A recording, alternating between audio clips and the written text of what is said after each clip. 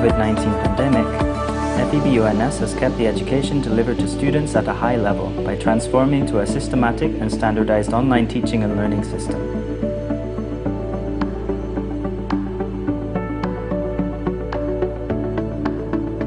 Our alumni has occupied top management position at the national level in the governmental institutions, state-owned enterprises, and private firms. Moreover, students are also provided with many opportunities for development, including student organizations, student competition, internship, international mobility, and many others. FEBUNS graduates have been recognized at the national level, and its alumni have occupied top positions in corporate and governmental agencies. Among them are Wimbo Santoso, who is currently the chairman of the Indonesia Financial Services Authority, OJK. Doni P. Juwono is the deputy governor of Bank Indonesia, the central bank of Indonesia. Didik Hartantyo is the president director of PT KAI, the Indonesian Railways Company. Haryanto is the owner of Dimension Footwear Group, which owns 2 reputable footwear brands in Indonesia with more than 30,000 employees.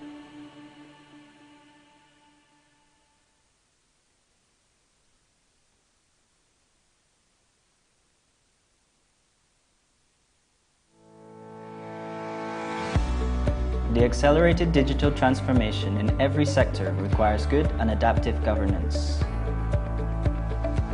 Digitization demands various aspects to create effective, efficient, and sustainable governance. Undergraduate Program in Accounting, Faculty of Economics and Business, Universitas 11 Maret.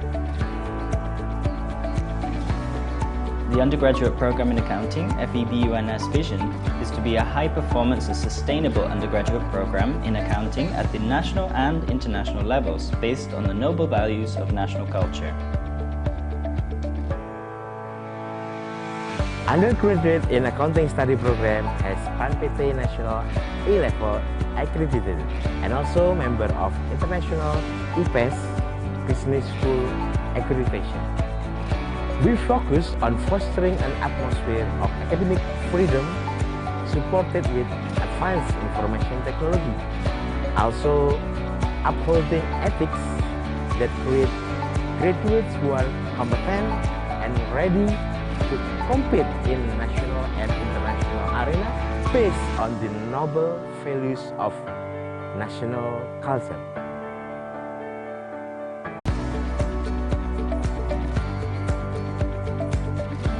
In following the developments of technology and information, the undergraduate program in accounting, FEBUNS, has prepared an independent campus learning curriculum, Campus Merdeka Belajar, that allows students to learn wherever and whenever. The courses that support independent campus, Campus Merdeka, among others, student exchange, internship, entrepreneurship, research, and rural project. In an effort to create representative learning, the undergraduate program in accounting, FEBUNS, provides supporting rooms such as classrooms, discussion rooms, teleconference rooms, a computer laboratory, and a hall with internet access in all campus areas, and access to online academic journals and international research databases. The students of the undergraduate program in accounting will receive learning experience from professional academic members who graduated from domestic and foreign universities. Most of these academic members are certified and fully supported in conducting research and innovative activities. The academic staff have successfully been selected to receive. Graduates will be provided with certification to support the needs of future employers of program graduates, including System, Application and Product in Data Processing, SAP, and Accounting Technical Certificate through Accounting Technical Competence Examination, UKTA. Students of the undergraduate program in accounting, FEBUNS, actively participate in national and international scientific and non-academic competitions. Some of them successfully won those competitions. The graduates of the undergraduate program in accounting, FEBUNS, are prepared to face the digitization era because, during their teaching and learning process, they were provided with science and knowledge that follows technological development.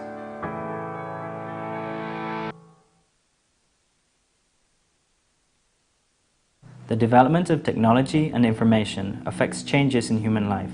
Wide coverage of economic digitization demands various aspects of human life to be ready to follow global developments. People need an undergraduate program that produces a significant role for decision or policy-making processes in a company, government, state-owned enterprise, or even banking. The undergraduate program in Development Economics, FEBUNS, is present to shape competent, dynamic, and adaptive graduates who will be able to answer challenges from the job market. With a vision to be a high-performance and sustainable development economics program at the national and international levels based on the noble values of national culture. And the mission to conduct high-performance and sustainable education, research, and community service programs in the development economics field at the national and international levels based again on the noble values of national culture. The Development Economics Program 11 Maret University has A accreditation at national level and has obtained a UNQA certification. Resources and institution, and international monetary. In following the development of technology and information, the undergraduate program in Development Economics FEBUNS prepares an independent campus learning curriculum, Kampus Merdeka Pelajar. In an effort to create representative learning, the undergraduate program in Development Economics FEBUNS provides supporting rooms such as classrooms, discussion rooms, teleconference rooms, a computer laboratory, and a hall with internet access in all campus areas and access to online academic journals and international research databases. Undergraduate program in Development Economics FEBUNS academic staff members have strong industry and government institutions exposure, which is in line with the program's objective to expose students to real policy making and business practices. The academic staff members consist of full-time professors, full-time junior lecturers, associate professors, senior lecturers, and assistant professors. More than 70% of academic staff have successfully been selected to receive research grants from the Ministry of Higher Education and Research and the university in the last 4 years. From 2015 to 2019, our academic staff have produced 20 research projects through DICTE funds. Moreover, around 16 intellectual academic property rights have been achieved by practitioners in financial, banking, and fiscal fields, appraisers of assets or projects, or as entrepreneurs. The undergraduate program in Development Economics is ready to shape graduates that are prepared to compete, have broad coverage, and are adaptable in economic digitization.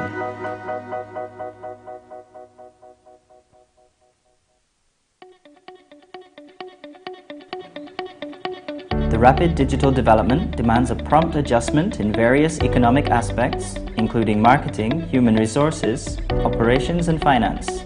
This poses challenges for an educational institution to prepare an excellent and adaptive human resource. The undergraduate program in management, FEBUNS, has the vision to become the leading undergraduate program in management at the national level and gain international recognition. The undergraduate program in management is accredited A by BAN-PT and also received international certification from ASEAN University Network. Undergraduate in Management Study Program has BAN-PT.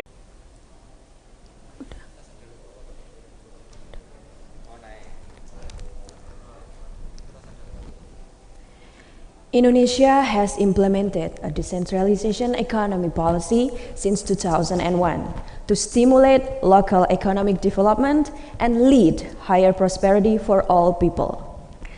Along with decentralization, Indonesia designed sustainable development goals to boost the economic growth and business environment in various ways.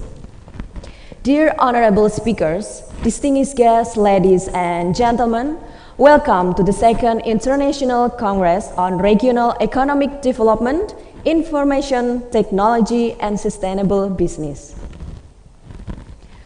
On behalf of the organizers, we wish to extend our warm welcome and thank you to all participants guests of honor, and keynote speakers.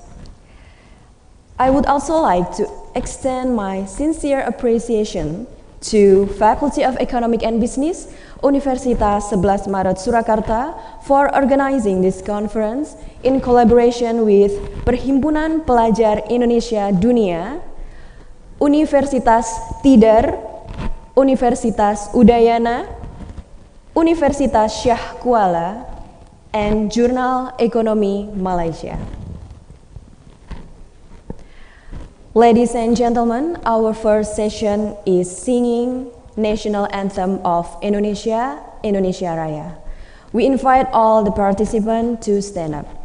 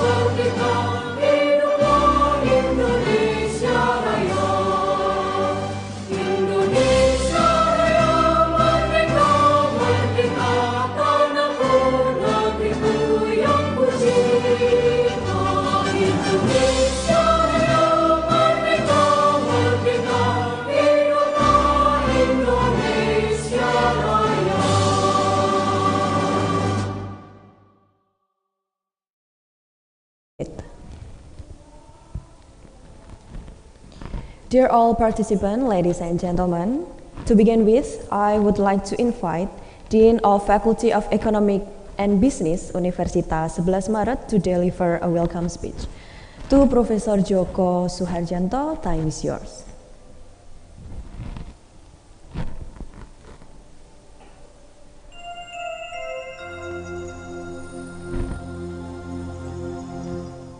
Bismillahirrahmanirrahim.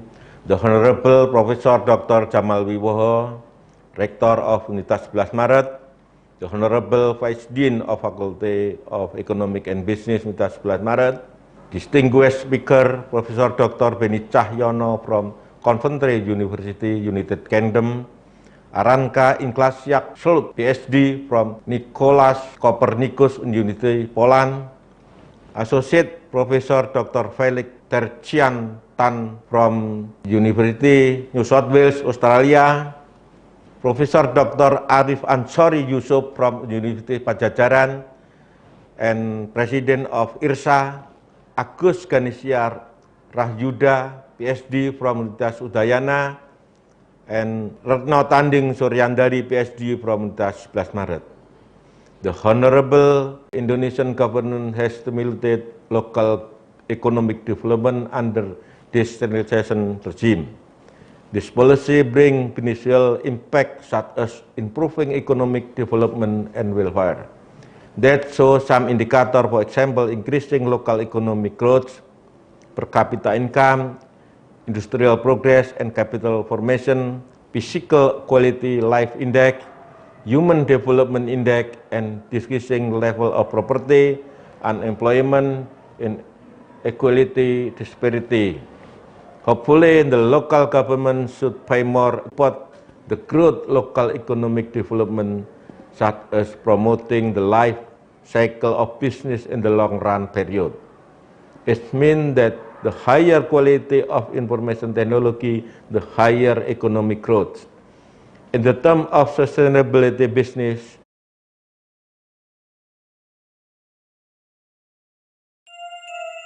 Fakultas Economic and Business of Universitas 11 Maret has invited some partner to organize an interesting international conference called as the Second Incredible International Congress on Regional Economic Development, Information Technology, and Sustainability Business. The partner are Association of Indonesian Students around the world, Perhimpunan Pelajar Indonesia seluruh dunia, Faculty of Economic and Business Universitas Syah Kuala, Faculty of Economic Business Universitas Udayana, Faculty of Economic Universitas Tidar, and Journal Economic Malaysia.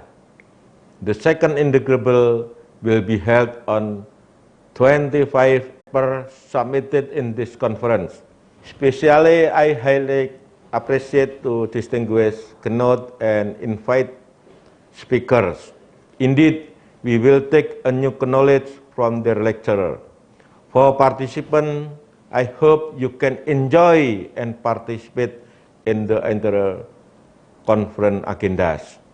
Finally, I expect and hope that Professor Jamal Wibowo can open the second incredible FEB UNS.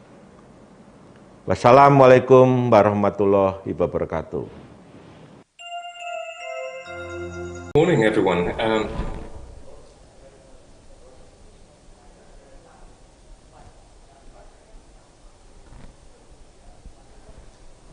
Assalamualaikum warahmatullahi wabarakatuh.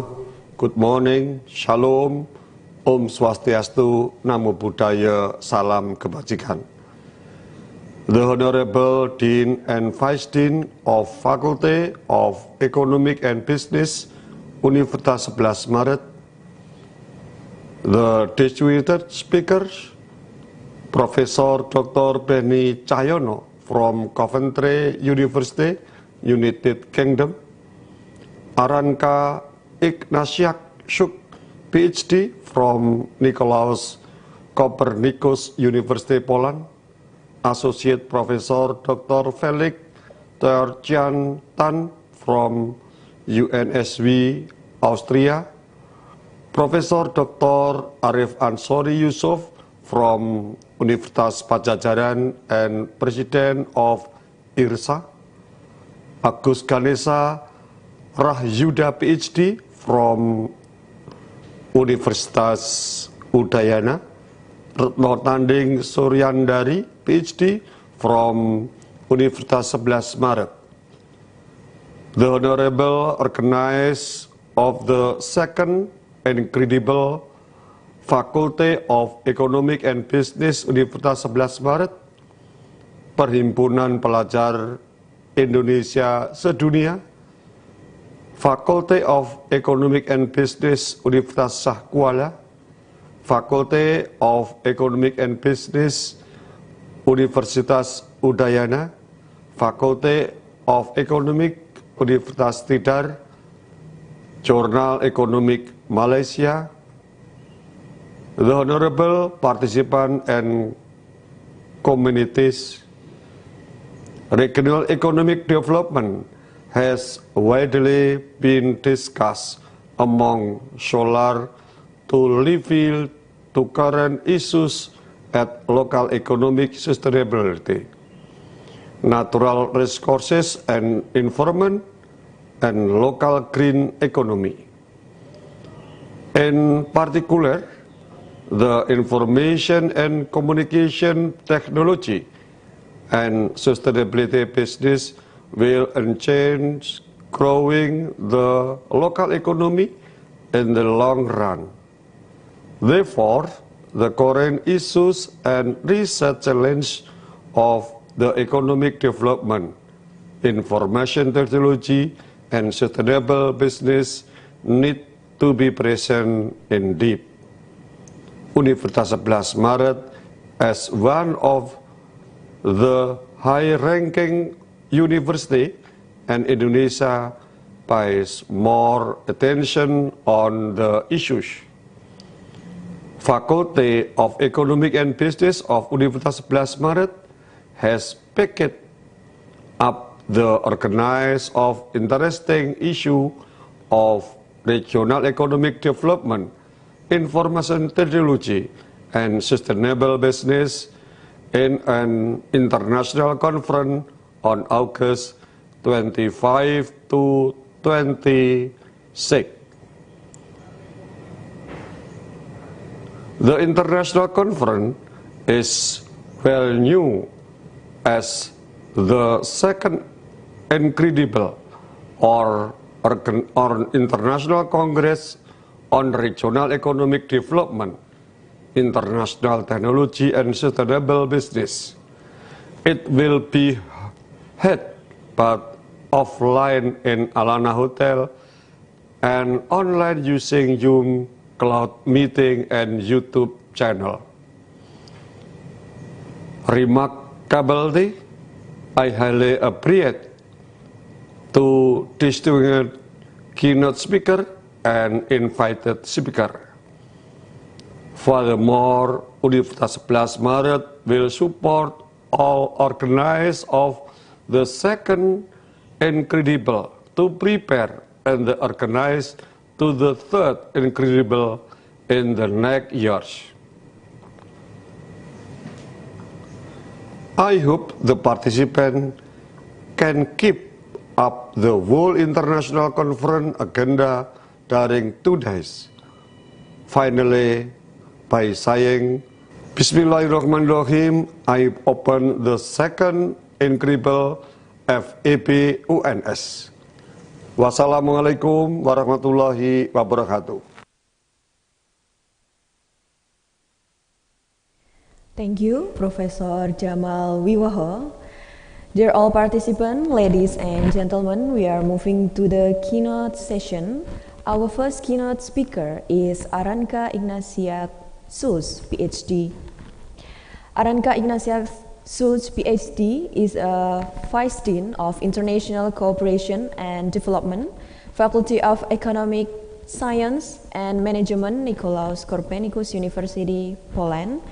Her specializations are in economic policy and regional studies. To Aranka Ignacia Sulz, PhD, time is yours. Welcome, distinguished organizers and all the guests of the conference. This year I was able to visit Indonesia, unfortunately not Surabaya, but I was very close to Yogyakarta, so I would like to welcome you and I really hope that it will be a really incredible conference. And I would like to introduce myself a little and then start my presentation. I hope everything will go smoothly. A very warm welcome here from Europe. It's on 3:30 here, so it is quite challenging for me. I hope everything will be okay. Okay, so first of all, I would like to share my slides. Is it okay? Can you see it?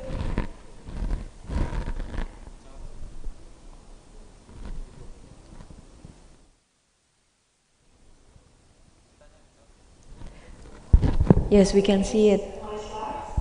Okay. Yeah, we do. I hope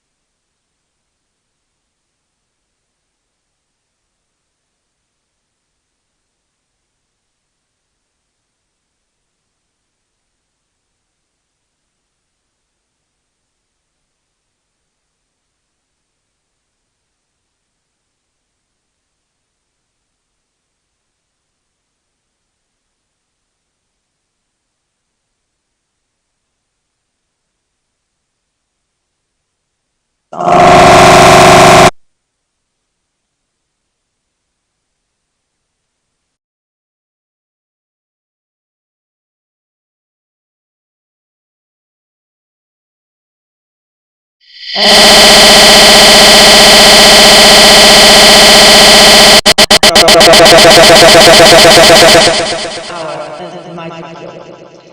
come from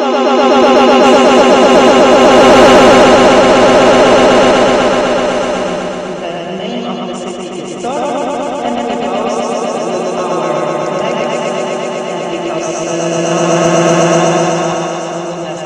Cultural Heritage list.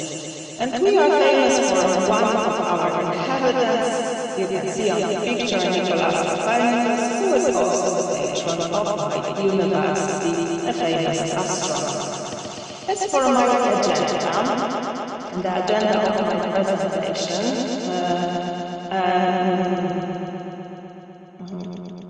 I would like to talk first a little bit about Poland and its geopolitical situation. Why am I able to talk from the EU perspective, and what are the differences between the EU countries, and then how we overcome all the problems, maybe not yet fully overcome, connected with current pandemic, and how the year 2020 came with the new threats to our societies and economies in Europe. So first of all, Poland and its location, I hope we all are familiar with the name, but what is Central and Eastern Europe, and how come that we are in the EU? OECD usually, when it calls for the name Central and Eastern Europe, talks about the countries of the region that are the members of the EU, and you can see they are listed on the slide. But this is not the whole picture, because not only those countries that now are the members of the EU comprise Central and Eastern Europe. When we address such common sources like Wikipedia, you can see that other countries are also included in Central and Eastern Europe, and they are not the part of the EU. Among them, of course, countries that are not so integrated yet, but some of them are applying for also for membership in the EU. As for the view from Indonesia, I was looking for the term Central and Eastern Europe in Indonesian sources. There is one annual event organized by Indonesian Ministry of Foreign Affairs, and it usually took place in Bucharest, in Romania, and it was a kind of forum for trade and business. And as you can see here, Central and Eastern Europe was quite wide, as it covered also Russia, Ukraine, and Turkey. So you look like more general picture. When we say about the Central of Europe, really it is like this, that we look for some centers, and this is something what can be found in tourism. You can also let's say, visit the tourism center that I call the Center of Europe. They are located in Ukraine, they are located in Belarus, Austria, Czech Republic, Estonia, and of course in Poland and other countries. So this is the place that I come from.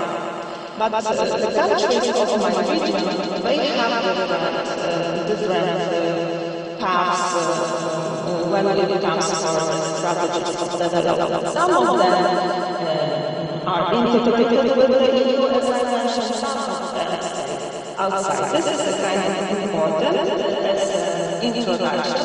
When I talk about the conflict in Ukraine, Poland is among the countries that are integrated with the EU. We joined this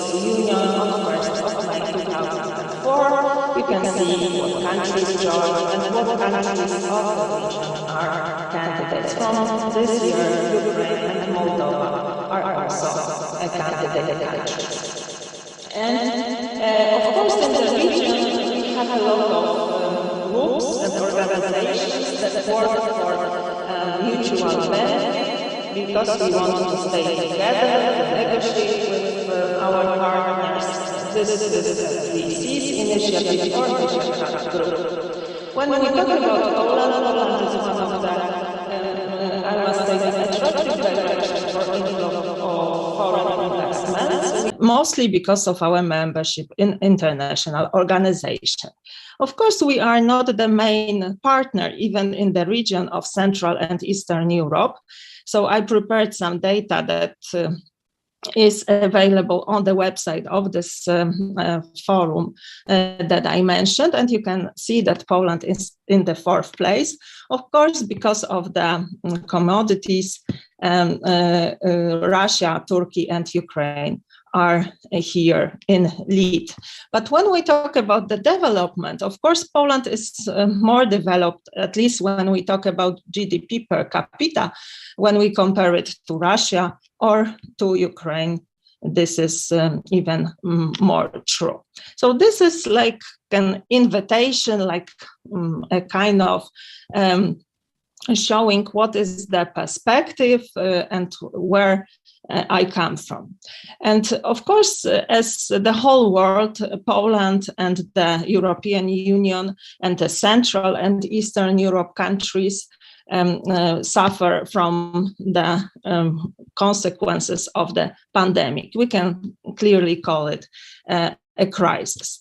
I would like to show you the data proving that there are some differences when we compare the global financial crisis and the crisis connected with pandemic. The data proves that the crisis connected with pandemic for the world and for the EU was even deeper.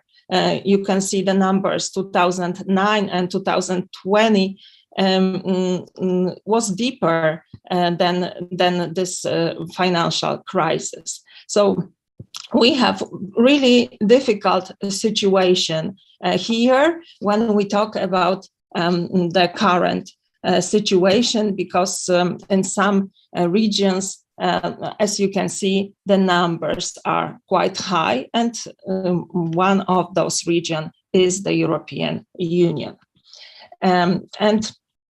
Here in the presentation, you will have the more detailed data, which I will not explain in detail.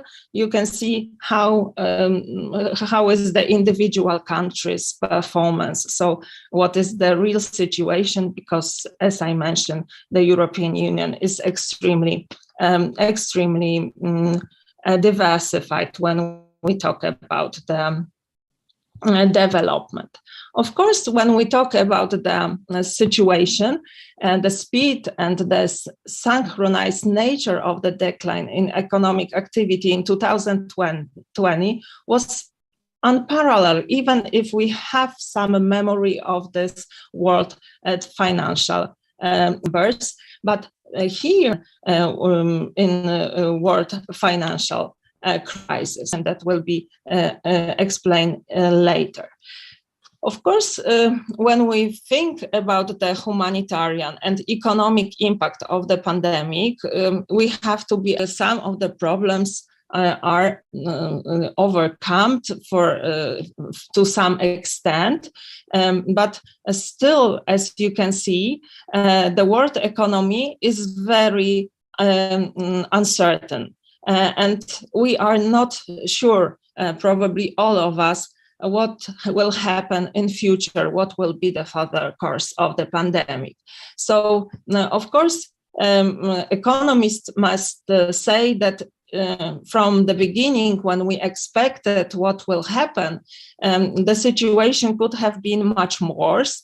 But of course, it was the situation was a little bit improved because of all the emergency support measures that were taken by international organizations and, of course, by individual states. Also, the EU member states have put in place budgetary and other national policies to strengthen the capacity of national health systems and to assist citizens and sectors particularly affected by the pandemic. One of such sectors, for sure, was, for example, tourism, that was significantly affected by the consequences of the pandemic.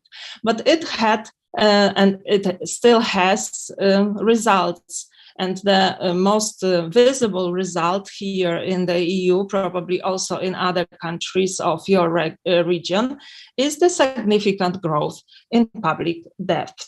You can see the numbers here, and they prove that the situation is quite bad when we look at the aggregate consolidated public debt of the EU countries, which is expressed as a percent of gross domestic product.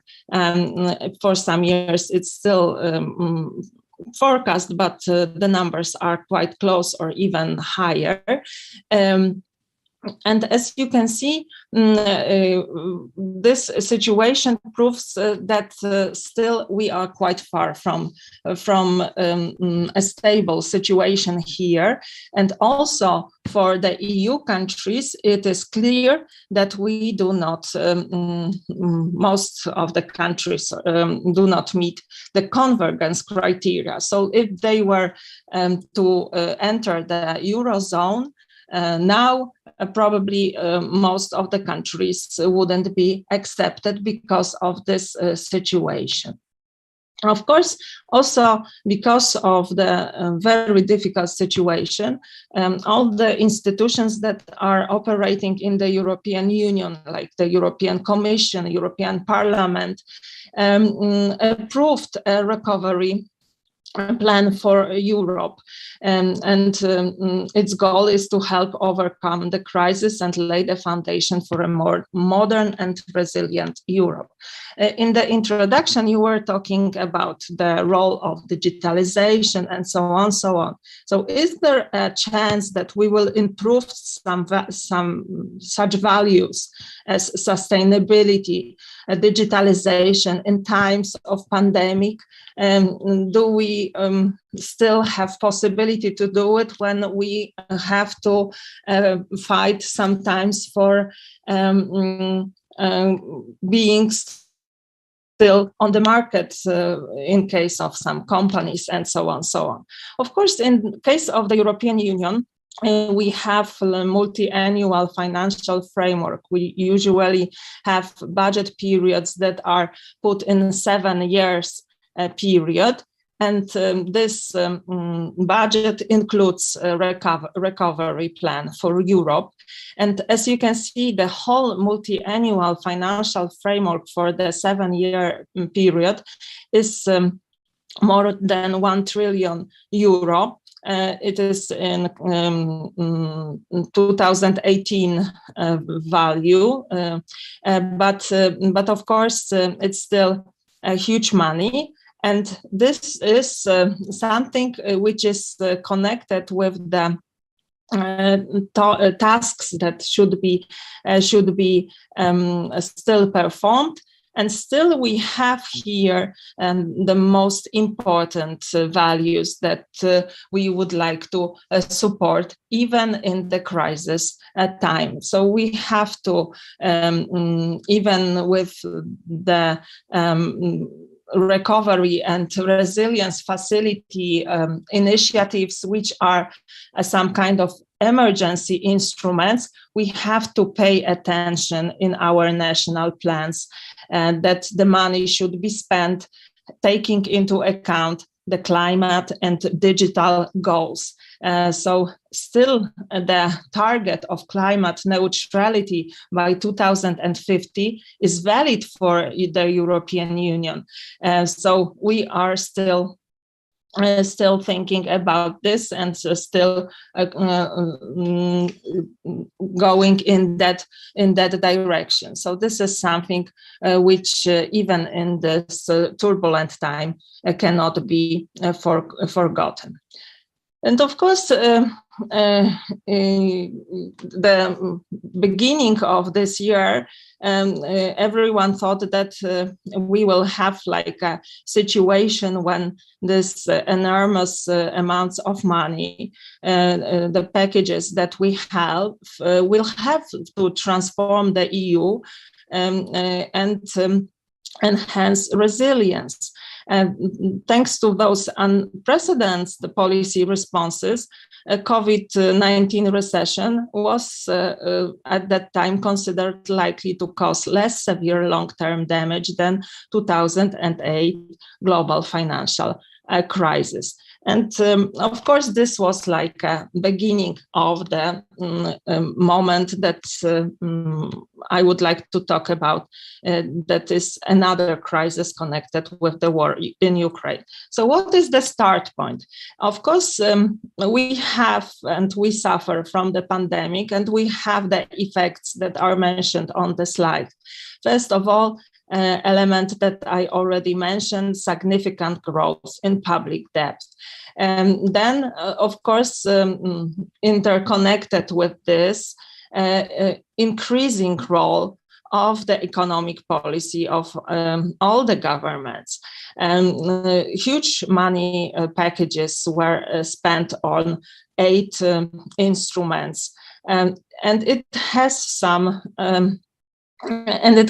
consequences, like it should and it forces tax increases, especially for the richest, especially in Poland. We come back to this idea very often, and it's very often mentioned by our government. A particularly strong decline in output in countries that depend on tourism was recorded, of course. And of course, in countries with limited capacity of policy responses. Also, the financial situation of many companies and households changed, and it was worsened a lot.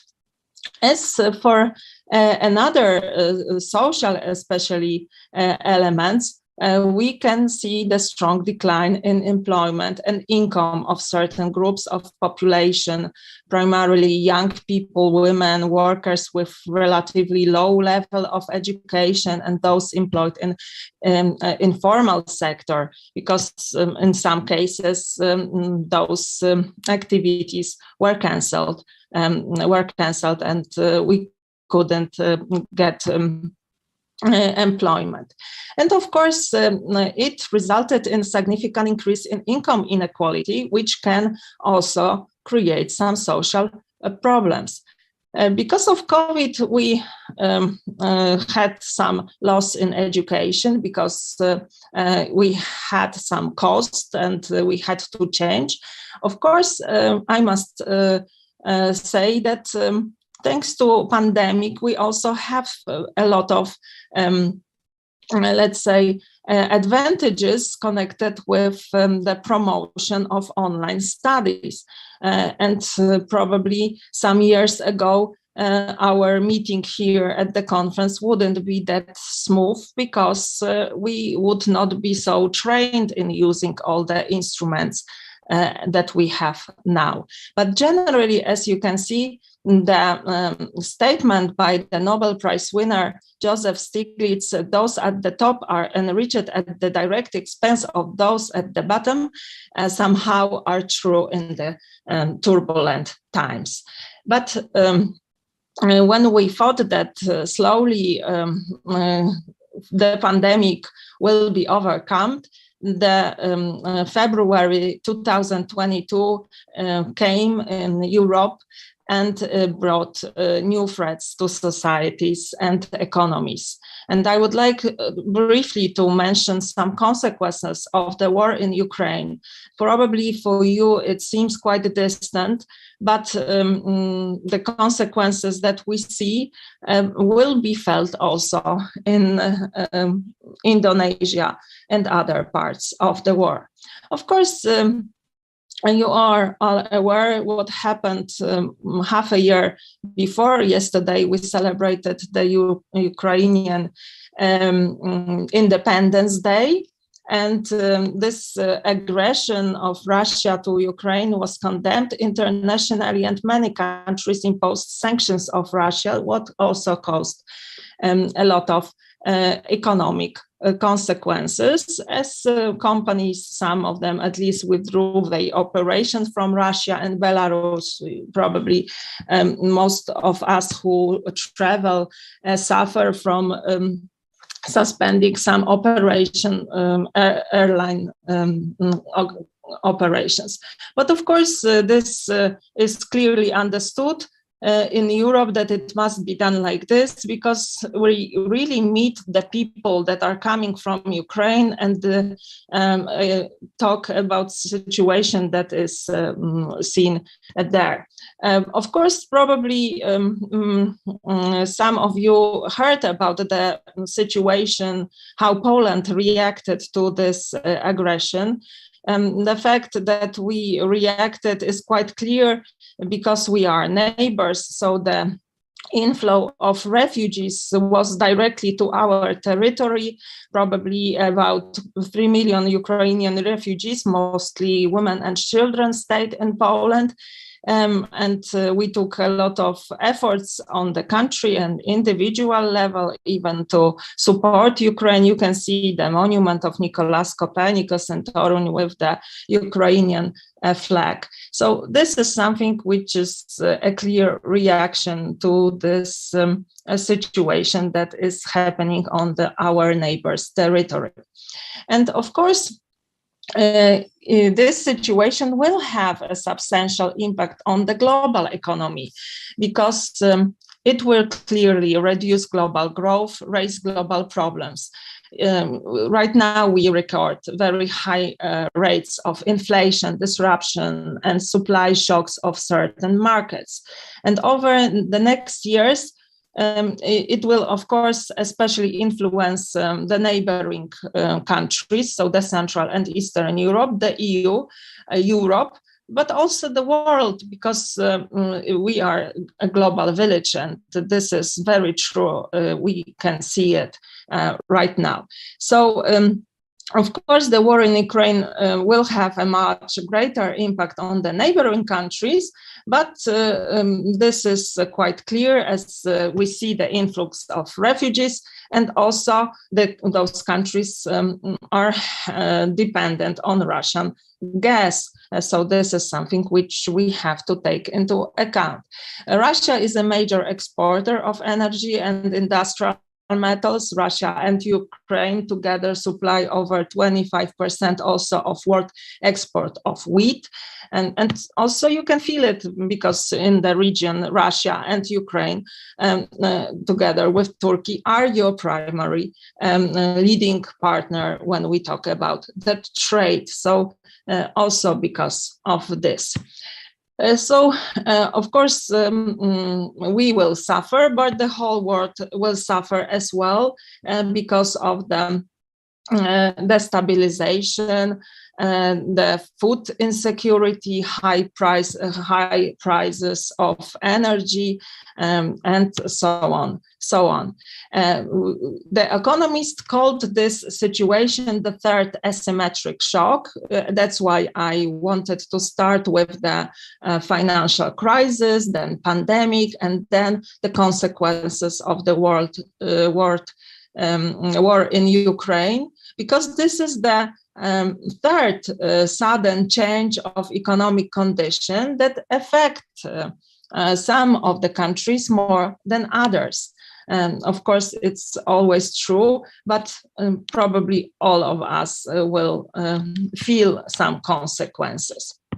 Here in Europe, we monitor situation very strongly because we feel it, and we are afraid that it can get worse. And to be quite frank, when I saw the results of the summer 2022 interim economic forecast prepared by the European Commission, I must tell that many of the negative risks that were included in the spring report have materialized, and the war came with upward pressures on energy and food commodity prices.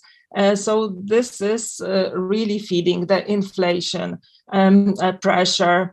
So this is something which we are all witnessing here, because we pay more and more for energy and for food and other products that are important for each person and each company.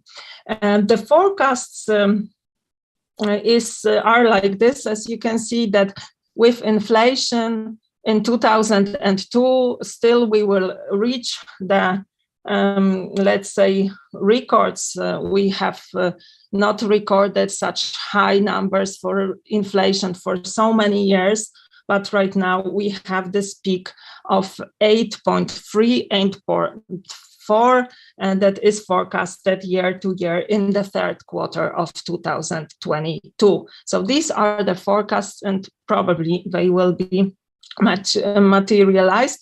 But still, we hope that in 2023, the numbers will improve. So this is the forecast prepared by the European Commission.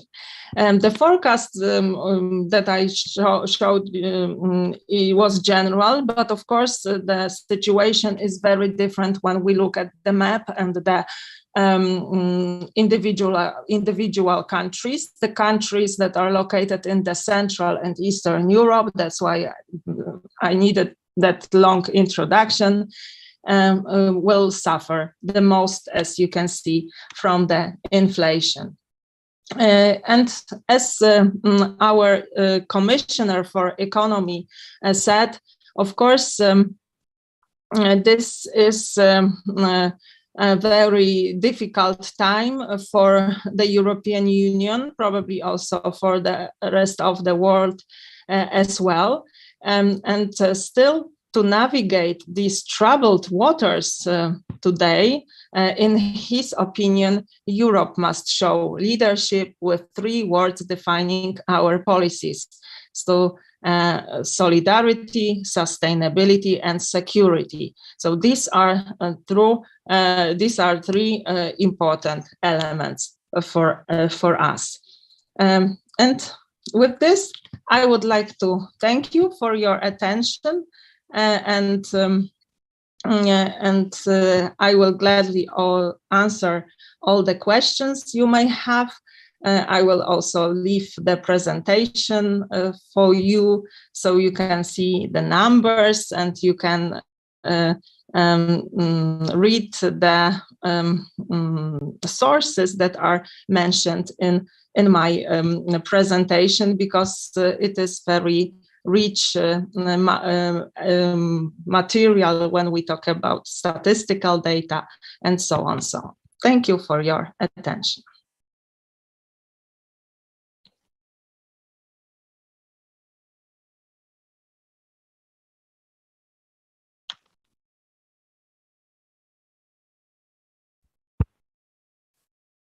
Thank you, Aranka Ignatius, PhD, for the sharp and smart presentation.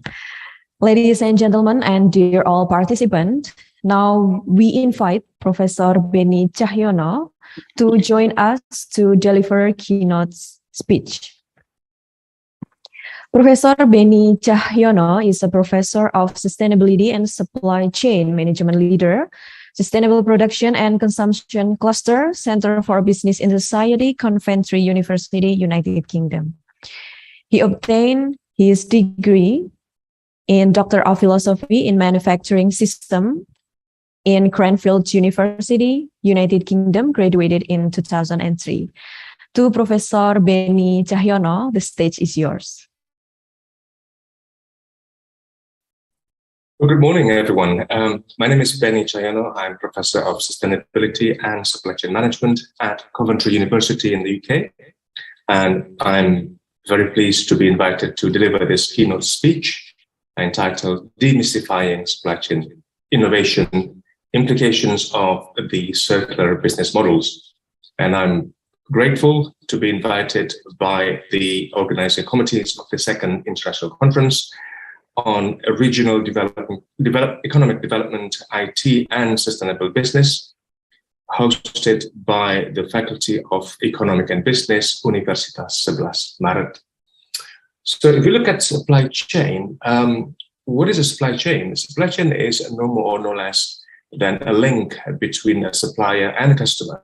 So here you can see a customer comes to a shop buying dates, lots of dates. And when the supplier fulfills the demand of these customers, we can say that the goal of supply chain is achieved. So if we then look at the link between customer and supplier, and then we repeat those links or those chains, then we have the full supply chain from supplier at the end-to-end supplier or supplier of the manufacturers, distributors, retailers, and a customer. And therefore, we can say that definition of the supply chain to be a set of 3 or more companies directly linked by 1 or more of the upstream and downstream flows of products, services, finances, and information. But the important thing here is that the ultimate goal is to match supply and demand with the lowest total cost. But if the goal of supply chain is simply to match supply and demand, what makes supply chain complex? And there are many reasons for this. So the first reason is that in reality, it is not a supply chain. It is a network of suppliers and customers. So these many suppliers make the supply chain complex. So customers may have more than one suppliers. The suppliers can also serve more than one customers. And the second reason is that because of the customer demand itself, so if a customer wants to drink a bottle of Coke, this bottle of Coke has to taste like Coke, and also it has to be available immediately, and it has to be reasonably cheap. So these 3 elements of quality, availability, and cost determines or makes supply chain complex. So let's take a look at that. So product quality. Our friends, our colleagues in manufacturing, they are trying to or striving to build such a good quality products by ensuring, for instance, good quality of raw materials and good quality of production processes. However, when the products are produced, it is actually beyond the 4 walls of manufacturing, because it also depends on the quality of how we handle the products, particularly if our products are fragile. And then it also depends on the quality of transporting the products. It also depends on the quality of storing the product. So the quality of the product will depend on many things. And then we talk about availability or time. It means that the time to make the products or the production time. So again, our colleagues in manufacturing always strive to produce the product as quickly as possible. However, it also depends on the time to handle the product, be they inside the warehouse or within the transportation network to reach the customer.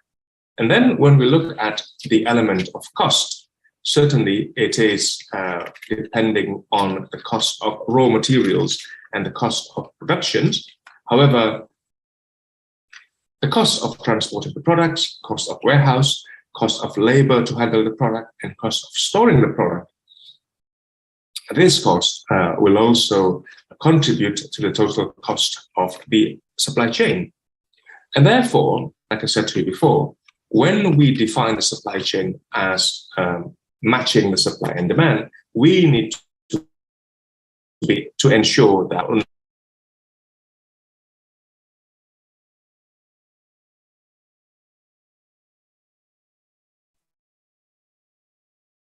maintaining the quality of our products. However, maintaining this cost, quality, and delivery often not easy or often difficult due to disturbances. And let's take a look at the notable disturbances to today's supply chain. So we all remember about 2 years ago or 3 years ago that problems with pandemics, and therefore we were unable to find our products. For instance, we ran out of antibacterial hand sanitizers, toilet papers, food, breads, and so on, due to the change of customer demand. In Texas, in February 2021, we know that Texas is a hot country, but when it was hit by the winter, it was hit really badly, and that causes the disturbances of electricity, which then subsequently disturbed the productions of $1 display driver chips, which again subsequently disturbed the manufacturing of LCD displays and also cars. Of course, you will remember too that the problem in the Suez Canal also disturbing the global supply chain. However, what happens recently, for instance, in the UK, we have the introduction of the so-called right to repair law, which means that customers has a right to be supplied by the manufacturers at least once, so that their products, for instance, dishwashing machines, can be prolonged. But if you look at the disturbances that are predominantly external, you remember that those problems caused by winter, caused by pandemic, tends to be external. However, sometimes the disturbances in our supply chain may also be caused by our own or internal reasons. For instance, this business model, the change of business model from delivering the product to delivering a combination of integrated product and services or product service systems often disturb our supply chain too. So product service system essentially is a business model where the OEM delivers the performance or functions of the product rather than the product itself. So let's take a look at an example of a traditional purchasing of an excavator. So to buy this excavator or tractor, the customers will buy or will pay cash, perhaps, or credits or whatever it is. And as a result of that, and the customers will receive the product.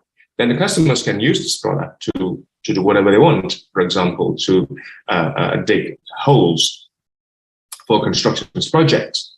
However, over a long period of time, as this product is owned by the customer, then the customer is in charge or is responsible to monitor the condition of the asset, to maintain or to produce spare parts. Or in other words, the customers is in charge or is responsible to pay for these so-called overhead costs.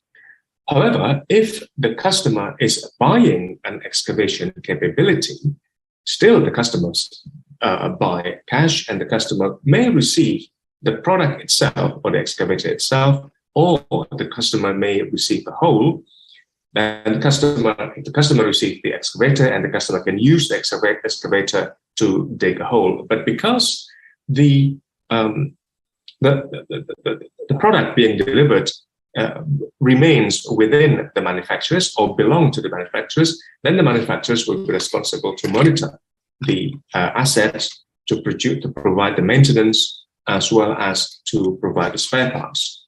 And this is what we know by the basic or the fundamentals of product service systems, where the customers only buy the functionality or the features of a product.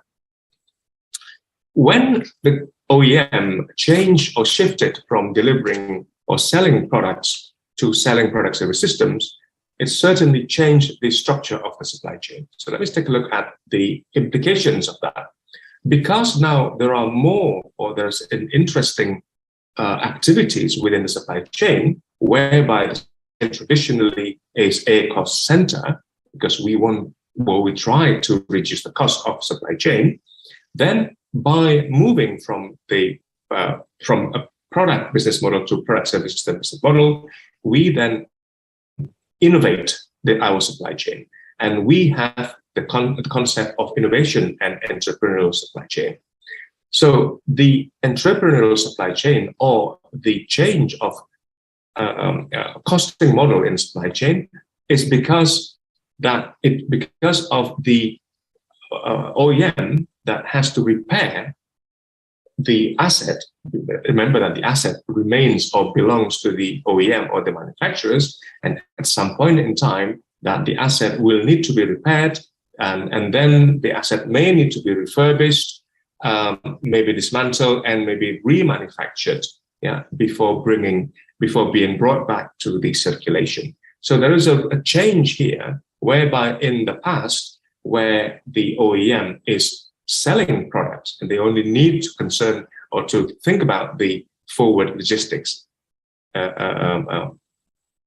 aspects of this, but when they are changing from delivering the product to delivering product service systems, then they will need to think about how to bring back these products to the manufacturers, or we're thinking about the reverse logistics. And this is where the ideas of circular economy is very crucial in this transformation process. But before we look at the circular economy, let's take a look at the other end of circular economy, which is the linear economy.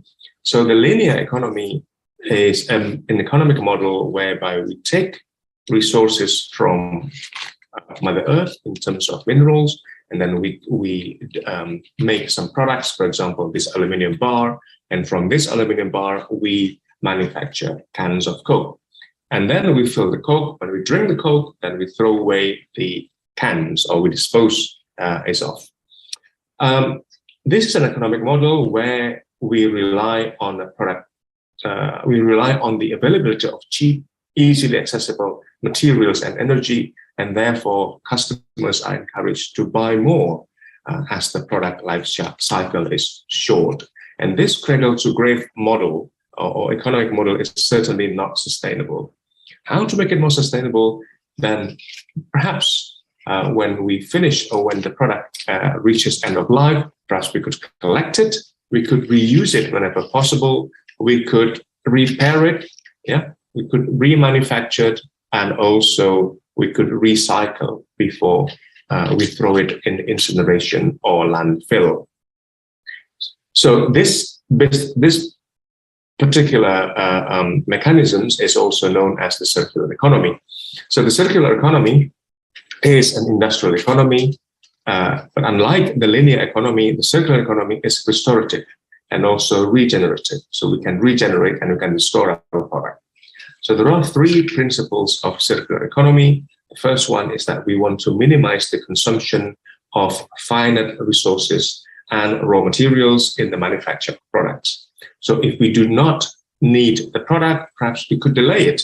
We could delay the production of that product. However, if we do need the product, then we need to manufacture the product. We need to use the product at their highest utility and value by maximizing the recirculations. Again, when the product reaches end of life, we need to be able to recover that product to minimize the content that could end up in landfill or incineration. So this model is also known as cradle to cradle.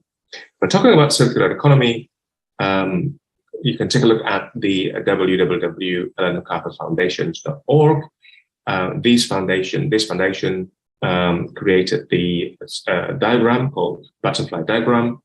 And on this particular diagram, you can see there are two types of nutrients, two types of materials, technical nutrients or technical materials, and also biological materials. So the idea or the focus of the right-hand side of this diagram, the blue one, is maximizing the recirculation. And then the focus of the left-hand side, the green one, is perhaps maximizing the cascading, reducing pollution, and also waste. So in order for us to be able to implement the business model, then we do need to understand the types of business models of circular economy. So there are a number of business models, but in this particular talk, I'm going to talk about these 5 business models. The first one is called dematerialization. Dematerialization means that we replace physical infrastructure or product and asset with digital content. So perhaps you will be familiar with these slides. In the past, we watched movies through DVD or Blu-ray. Now we watch movies through Netflix subscriptions. Similarly, in the past, well, still probably, we read news from papers, and that's why it's called newspapers. Then nowadays, we perhaps reading news more from our smart devices, iPads, and so on. So the second business model is called product or service on demand. Again, this supports the idea that we have to minimize the use of resources. So the idea is that we produce products or services only on demand. So technologies such as 3D printing and also additive manufacturing indeed support these business models, because then we do not need to manufacture or to produce on demand, but rather when the we do not need to produce on stock or for stock, but rather we produce our products on demand. The next business model is called recovery of secondary materials or byproduct. Perhaps for most of you from Indonesia, you should be very familiar with this business model. And this is the second-hand business model whereby you recover products and you make that product or you turn that product into something else. So you must be familiar with pasar loak. So that means that you can get this product. The next business model is repair, refurbish, remanufacture, and recondition. Again, developing countries are perhaps more advanced in this business model because they have done. They tend to repair, refurbish products as the labor cost is reasonably low. The last business model is the product service systems. I mentioned to you early on how to purchase the product as a basis of product service systems, buying the features or buying the performance of that product rather than buying the product itself. When we look at the left-hand side of this butterfly diagram, we are talking about minimizing waste, minimizing pollution, and also maximizing cascading mechanisms. Food supply chain is certainly an example of this because obviously it's really difficult to recycle food. However, reducing food waste, maximizing the cascade mechanisms in food so that food can be turned into other products before reaching the end of life, it is possible to do that. If you look at the idea is that then what we want to do is we want to increase the products. And one way to do that is by maximizing the yield and minimizing the waste. So here we are trying to minimize the waste by using the so-called agri-food waste hierarchy. And these hierarchies consist of a number of steps, starting off from preventing food waste from happening or from occurring in the first place. And then secondly, we try to divert food products to other channels when the food is reaching end of life, and then process food into some other means, some other forms, perhaps turn into herbal medicine or turn into donation. That is still, the green color means that they are still suitable for human consumption. But then when these food is not suitable for human consumption, then it may be channeled to other industry as byproducts. For example, animal feed for energy recovery, for biofertilizers or composting before the remaining of this waste being disposed of. So this is a model of agri-food supply chain of the future, whereby we use the principles of circular economy. So here, for example, you have these growers growing agriculture products, and then the products will be distributed to the retailers and sold to the customers. So what's interesting here is that in the middle part of this supply chain, you'll see lots of cascading mechanisms, right from sending these products to the traditional markets, to food processing industry, to herbal medicine industry, to the community maybe, or channels as to other industries as byproducts that may be used by cosmetic industries, also animal feeds, before being either disposed of or being recovered through the energy recovery operations. And this is where you can see that the reverse logistics, when it becomes compost or biofertilizers, this product can be turned back or brought back to the farmers.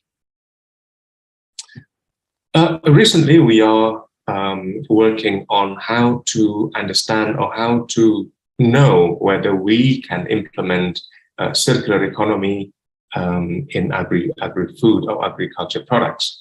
And we identified a number of capabilities here, the natural resource-based view capabilities that are mapped to the principles of circular economy. So knowing or being able to map our capabilities to the principles, it will then allows us to achieve or to attain the outcomes from implementations of circular economy. For instance, to reduce the food loss and waste, increase food security, improve price stability, improve resilient economy, preserving natural resources, and also reduce greenhouse gas emission. So what we are talking about here in a few minutes is that by implementing circular business model, for instance, product service systems, we are actually changing the shape and the forms of traditional supply chain from cost centers, perhaps to become a bit more on the revenue center.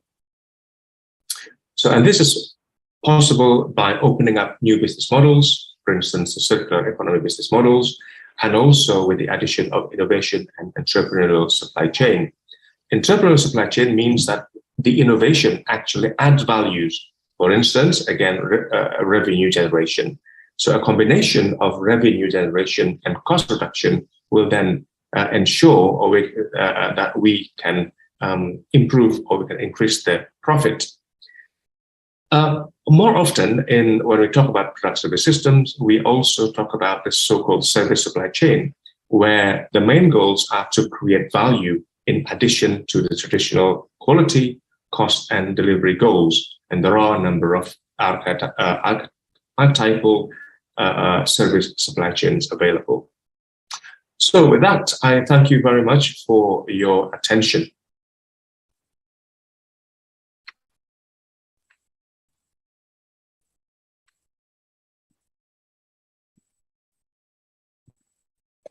Thank you, Professor Benny Cahyono, for the insightful presentation.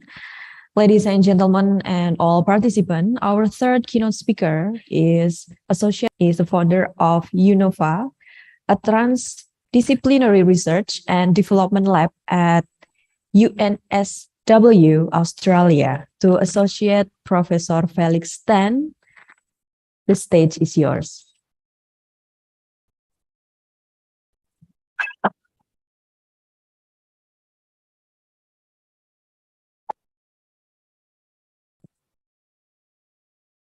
Thank you very much, and good morning, everybody.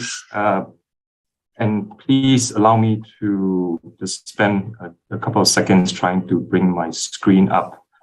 Thanks for the invitation, first of all. It's a delight to be here speaking to you about digital transformation and the work that I do. As our facilitator mentioned, I'm an Associate Professor of Information Systems here at UNSW Business School. And as you know, as you may or may not know, information systems are really around focus on technology that converts raw data into usable information. So a lot of what I'm going to talk about is what's happening in our region that requires us to think about this discipline more carefully. And that's what are some of the research opportunities that we can work together on. So I'm going to quickly share my screen and hopefully you can see this. Can everyone see my screen? Yes, maybe someone in the chat could. Yes, we do. Yes, okay, great, fantastic, yeah.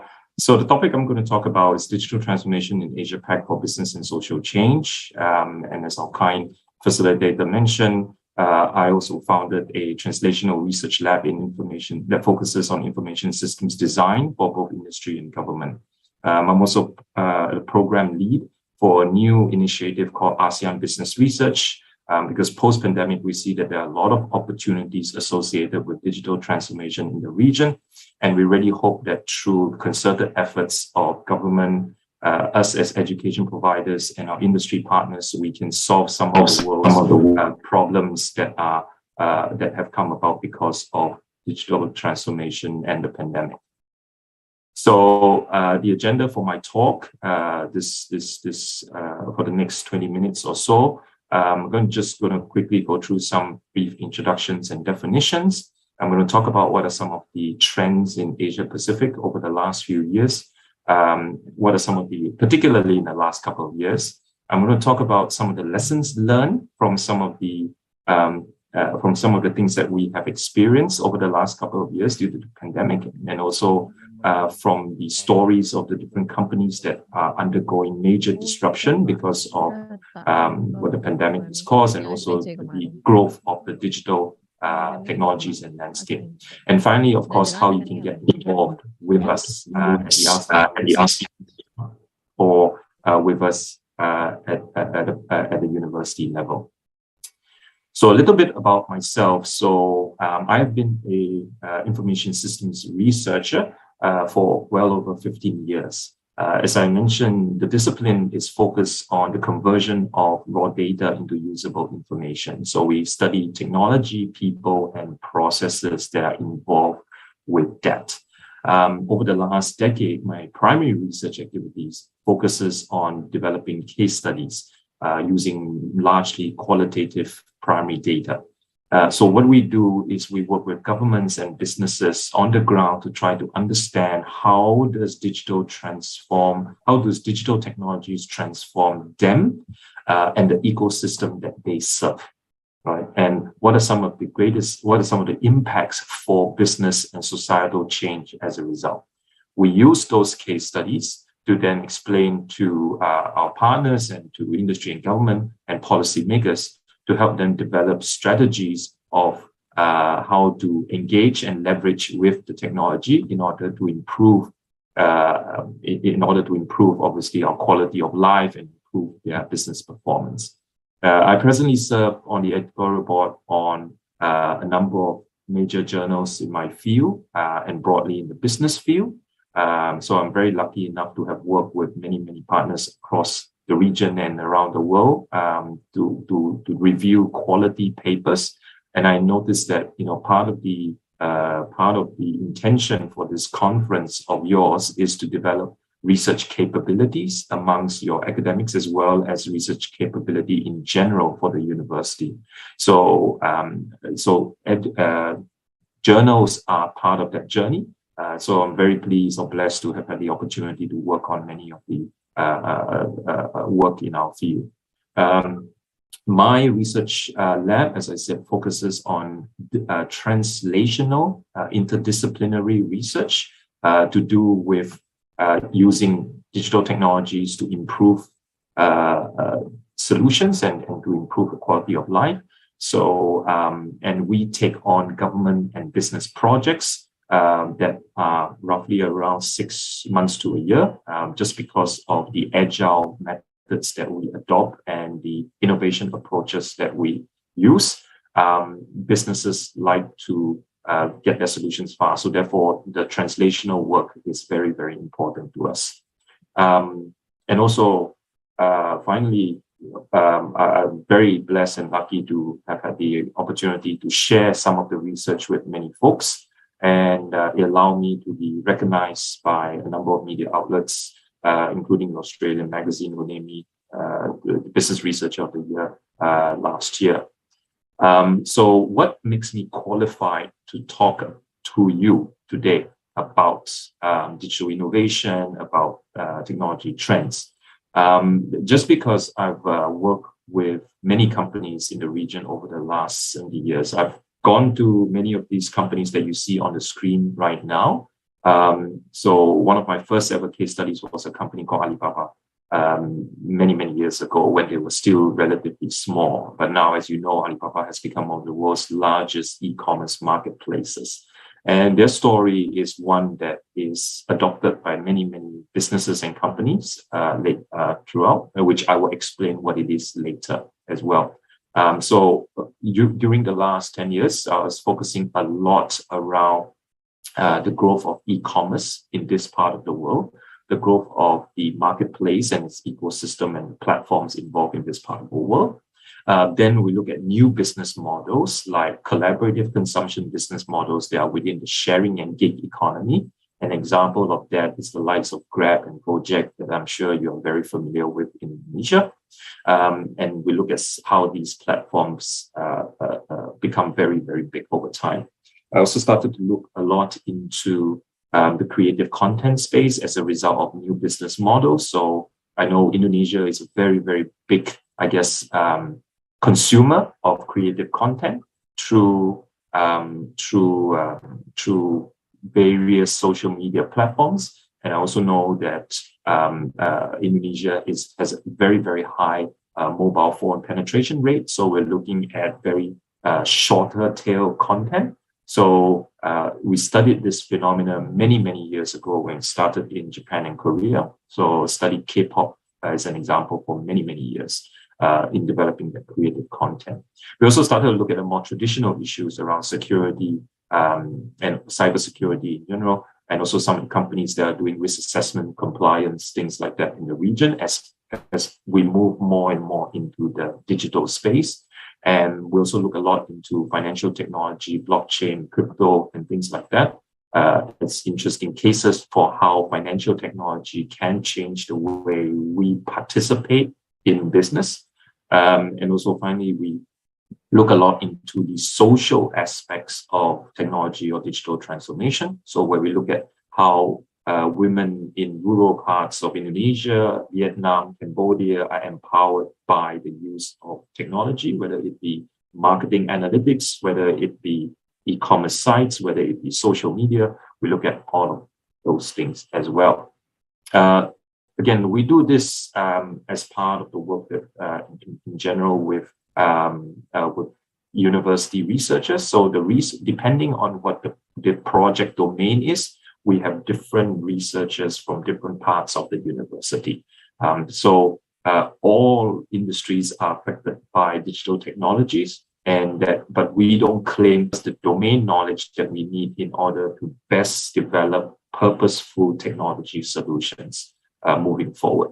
Because there are many advanced technologies out there, but many of these technologies that we see today are looking for problems. So when we first went to Indonesia many years ago to try to understand how fintech can improve the livelihood of farmers in Indonesia, for example, we found that it's very difficult for these technologies to take off because in Indonesia, you rely a lot on microfinancing institutions. That's different from Singapore or Australia, where institutionalized banking is the way to work, right? So a lot of things we learn when we do these partnerships on the ground. So what is digital transformation, right? So digital transformation is literally a process. So I wrote about this process in a number of articles that I'm sure you can find online and download. It's a process of technology adoption and use for value creation or value co-creation of values specialization between business entities and organizations that could be from the government, could be from not-for-profit, so on and so forth. But what is important is that digital transformation demands change. It demands change in business process, it demands change in business models, it demands change in culture, it demands change in organizational structure. Okay? And that is happening rapidly in ASEAN and in Asia Pacific. In our region, digital transformation has triggered strategic responses from business leaders and managers to change the way that they do business and to change the way they hire and to change the way their operations run, right? So just now there were obviously presentations around supply chains. So supply chains are heavily disrupted right now by technology, and disruption to the supply chain has enabled new value propositions every day. So the downstream and the upstream data, information, and financial flows are being sort of facilitated by different types of technologies because it's becoming extremely competitive. Okay? And that if you are not at least thinking about how to digitalize your business model, the likelihood of you surviving, not even thriving, it's very, very hard, especially if your product and service is one that is not a core commodity, and also the fact that if it's a digital good or asset or a service, you have to be thinking about digitalizing that. But why? Well, because the world has moved on very, very quickly. The COVID-19 pandemic has accelerated digital transformation of the organizations and the individual. So many of you on this call right now are joining in, of Zoom and Teams or Google Meets and whatever, all of which were not just readily available 5-6 years ago or not heavily used 5-6 years ago. But the fact that a lot of time and money has been saved by not organizing in-person events goes to show the importance of this pandemic-induced digital transformation, right? And then obviously also the fact that because of this engagement, the growth of unstructured data has gone through the roof. So you and I are more, I guess, gravitate, are more attracted to short videos, the likes of TikToks, the likes of ITE and all of that platforms that curate small bites of information and data, YouTube as well, right? So the growth of unstructured data has gone through the roof, right? So right now you're able to, where in the past it could be through word of mouth that you attract a population of people, now it's a post, a tag, right? A short video. So with the phenomenon of mobile and social media, many organizations are needing to realize that they need that online presence. And not just an online presence in Web 1.0 and Web 2.0, but it has to be seamless. So it has to appear good online and offline, okay? So right now, there are many countries across Asia-Pac that are introducing cashless systems to enable the transformation to a city that can engage effectively with technology and effectively in business, right? However, it has also exposed a lot of problems in the digital infrastructure of many countries that nationally, there are still a lot of problems to be fixed in order to enable the rapid acceleration and growth, right? So having fast-speed internet is just one, right? And we're talking about many other things that are involved, right, with introducing cashless payment systems, for example, okay? With every technological adoption, there's going to be winners and there's going to be losers, okay? Where there's a bunch of people that are able to financially participate through the technology, there's a bigger bunch of people that are left out. And this is what we call the digital divide, okay? So the problem of financial participation is the apparent gap that is created by the lack of data and information and technology literacy between certain populations and the other amongst certain populations and against the people that are more tech savvy. So across our largest countries, Indonesia, China, and India, there's still large populations of unbanked. That means people grow up without understanding what's a bank account, right? And in our research over the last few years, and we shared this with the FinTech Festival, Global FinTech Festival in Singapore over a period of years now, that the underbanked are likely to be the older, female, poor, and rural people in the region. So the issue of financial participation is real. The issue of digital transformation amongst this population is also real. And also, when we go in, as I explained just now, when we go into a new community, it's very easy for us to say that the technology will definitely improve your lives, right? Because we come from a more privileged side and the more, I would say, where we are exposed to the advanced technologies and things like that. However, we must also, and I always tell my students that are returning to Indonesia, that are returning to ASEAN, that are returning to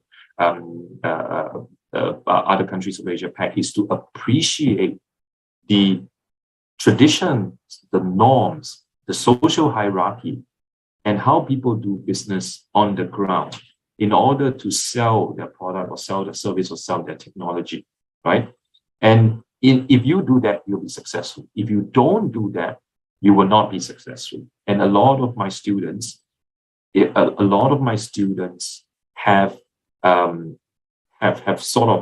the issue of selling their products well because of the fact that they don't understand what happens on the ground. They bring something from the Western civilization, Western world, either Europe, or they study in the US, or they study in Australia, and they say, look, this works there, so this will definitely work in Indonesia. It doesn't work that way. So the companies that have done well, and we're very proud of a few of them, are those that really appreciate what goes on the ground. Okay. So what has happened, right? Because I promised to talk about lessons learned and those trends, right? So one is, and I'll present three key things here. One is the rise of e-commerce marketplaces, offline to online experience, and new retail. So today, these are the companies that are able to get you products and services within a matter of hours or days, right? Without you having to step outside your house. Okay, so this model obviously is extremely helpful when we were all isolating in our homes.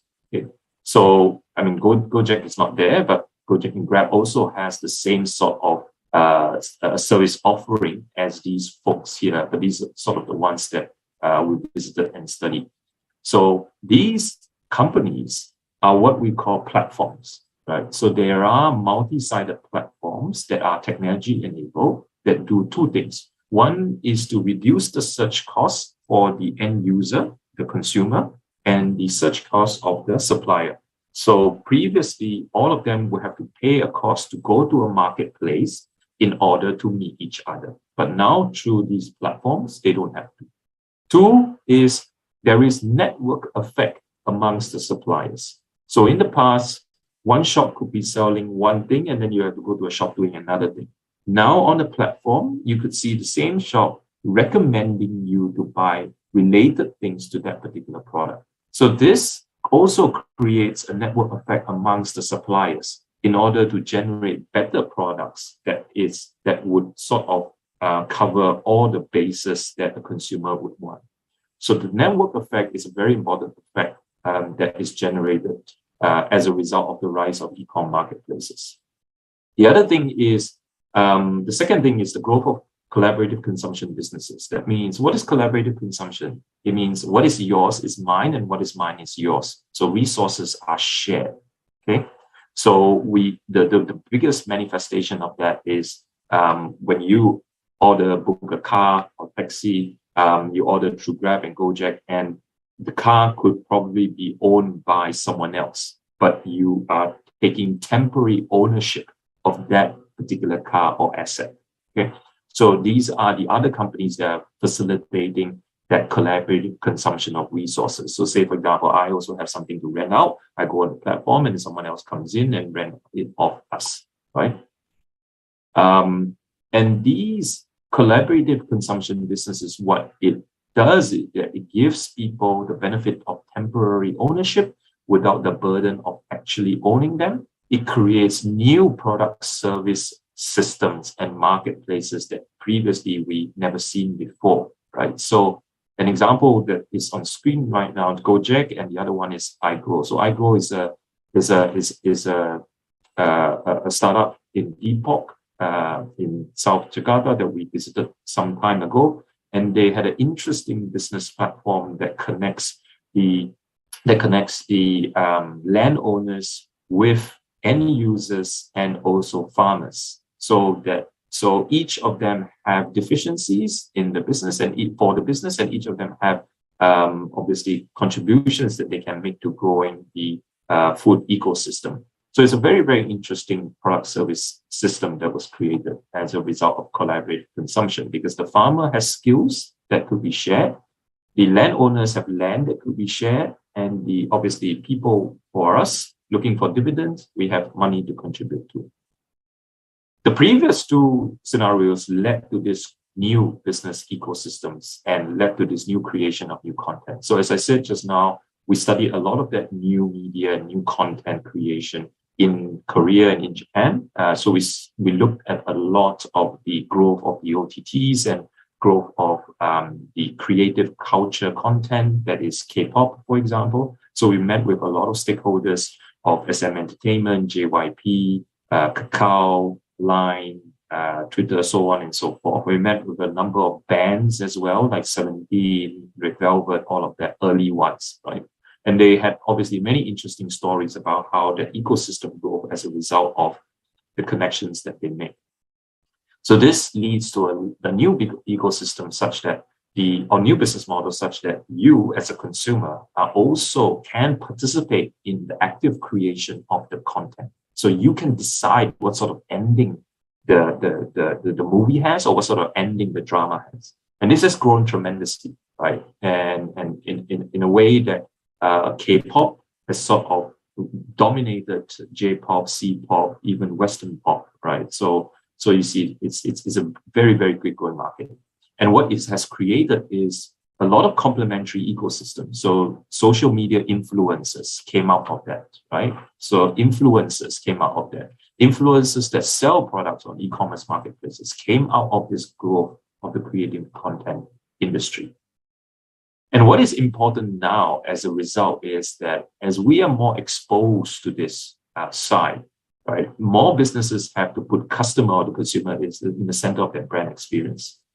Because the marketing analytics people will tell you that the trending social influencers are the ones that are selling the most product and value for their investors or for their suppliers, right? Or for their brands, right? And it could be instantaneous. It could be within a matter of hours. So we interview a lot of them in China and States. Some of them were making the equivalent of an apartment, how much you pay for an apartment in Australia or in Singapore or in China within a matter of hours, rather than a matter of years. So they can earn ridiculous amount of money for a very, very short period of time if they know obviously how to package properly. So we're coming to the end. So right now, the work that we do is really towards economic and social impact, and we really want to encourage everyone on this call to really think about the societal norms, the challenges that you face, in order to find out what are the key things that technology or digital transformation can help you with, whether it be saving, whether it be transference of skills, whether it be participating in an ecosystem, so on and so forth. Here are some of the results of some of the research that we do. So some of the research are sponsored by the government. This particular one that we did in Indonesia was to grow the literacy of women entrepreneurs in Indonesia. So over the past 6-7 years, we traveled to a lot of parts of rural Indonesia with our colleagues at UIN and also in UI and Social Trust Fund to be able to come up with a set of stories around how women across these rural regions were able to use technology to sell the produce, sell their crafts, and sell the items, the creative things that they do on the ground. So that, and I was told that there's going to be a book launch, top right-hand corner, pretty soon on some of the results. So that's great. We also have a number of journal papers on that.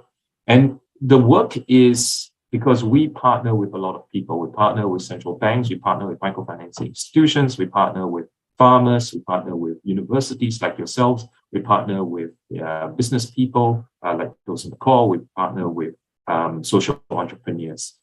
Because all of us together, collectively, we grow the ecosystem, we grow digital transformation. So that's really it from me. If you like to get involved with us and like to get involved with the ASEAN Business Research, please feel free to reach out to myself and my team at this email, unova@unsw.edu.au.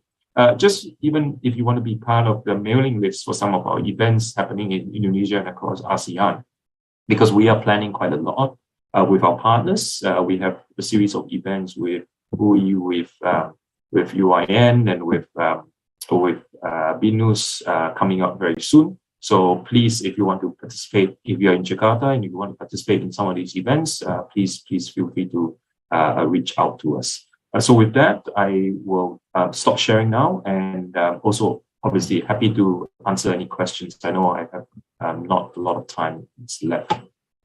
So thank you very much.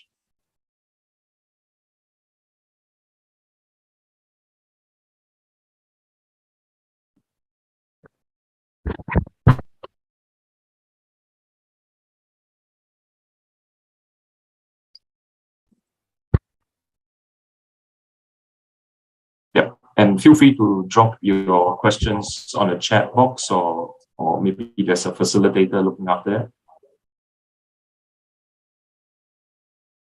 Thank you, Professor Felix Tan, for the insightful presentation.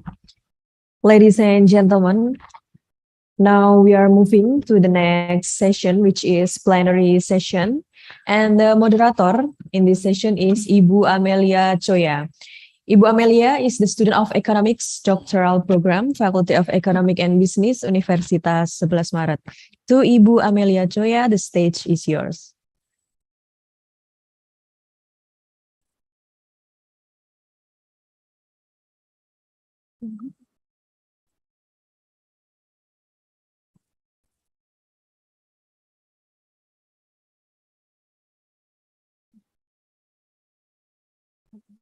Gimana, Pak?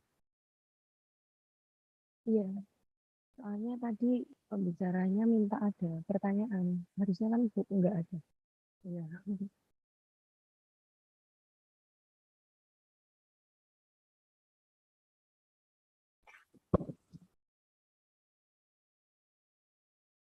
Cek. Oke. Sudah.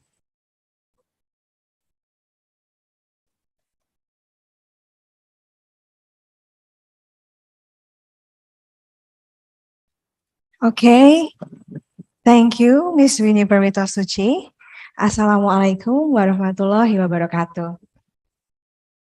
The Honorable Rector of Universitas 11 Maret, Professor Dr. Jamal Wiwoho, SHMH, the Honorable Dean, Faculty of Economics and Business, Universitas 11 Maret, Professor Dr. Andes Joko Soeharjanto, MCom Hons, PhD, the Honorable Keynote Speakers, the Honorable Invited Speakers, Professor Dr. Arif Ansori Yusuf, Mr. Retno Tanding Suryandari, PhD, Mr. Agus Ganesha Rahayuda, PhD, and all the distinguished participants. Good morning, ladies and gentlemen. I am Amelia Choya as moderator. Our topic in today's agenda is regional economic development, information technology, and sustainable business, current issue and research challenges. Before we go to the presentation, I will explain how to ask questions or discuss. The discussion will be start after the third speaker delivers the presentation. To all participants, you can directly raise your hand. For the participants who join through Zoom, you can write down your questions on the chat box, or you can turn the mic and video on, and please inform the question is addressed to whom. There will be a door prize for 5 chosen participants. Ladies and gentlemen, allow me to introduce our first speaker, Professor Dr. Arif Ansori Yusuf from Universitas Padjadjaran. Good morning, Professor Arif. Okay, before I will deliver Professor Dr. Arif Ansori Yusuf profile, Professor Dr. Arif Ansori Yusuf is a lecturer in Universitas Padjadjaran and President of IRSA, International Regional Science Association. He holds bachelor degree from Universitas Padjadjaran, master degree from University College is in poverty. UNS that has opportunity for me to be here, publish. If anyone can put the slides or not.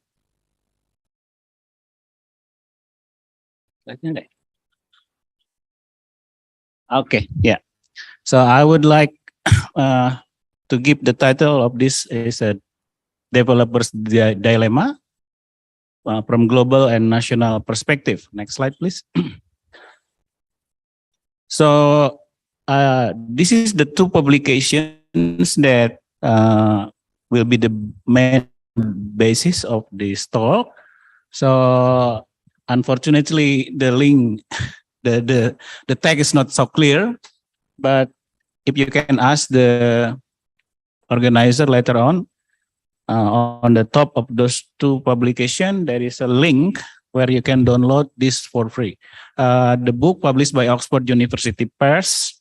So I think you should take advantage of this open access book because someone already paid for the open access. It's published by Oxford University Press. And the second one is the recent paper that we just published related to this publication. So next slide, please. Okay, so first from the global perspective that coming from this book. So what is the development challenge that we address on this book? Next slide. So there are a few. Next. I can't read. I can't read it. Oh,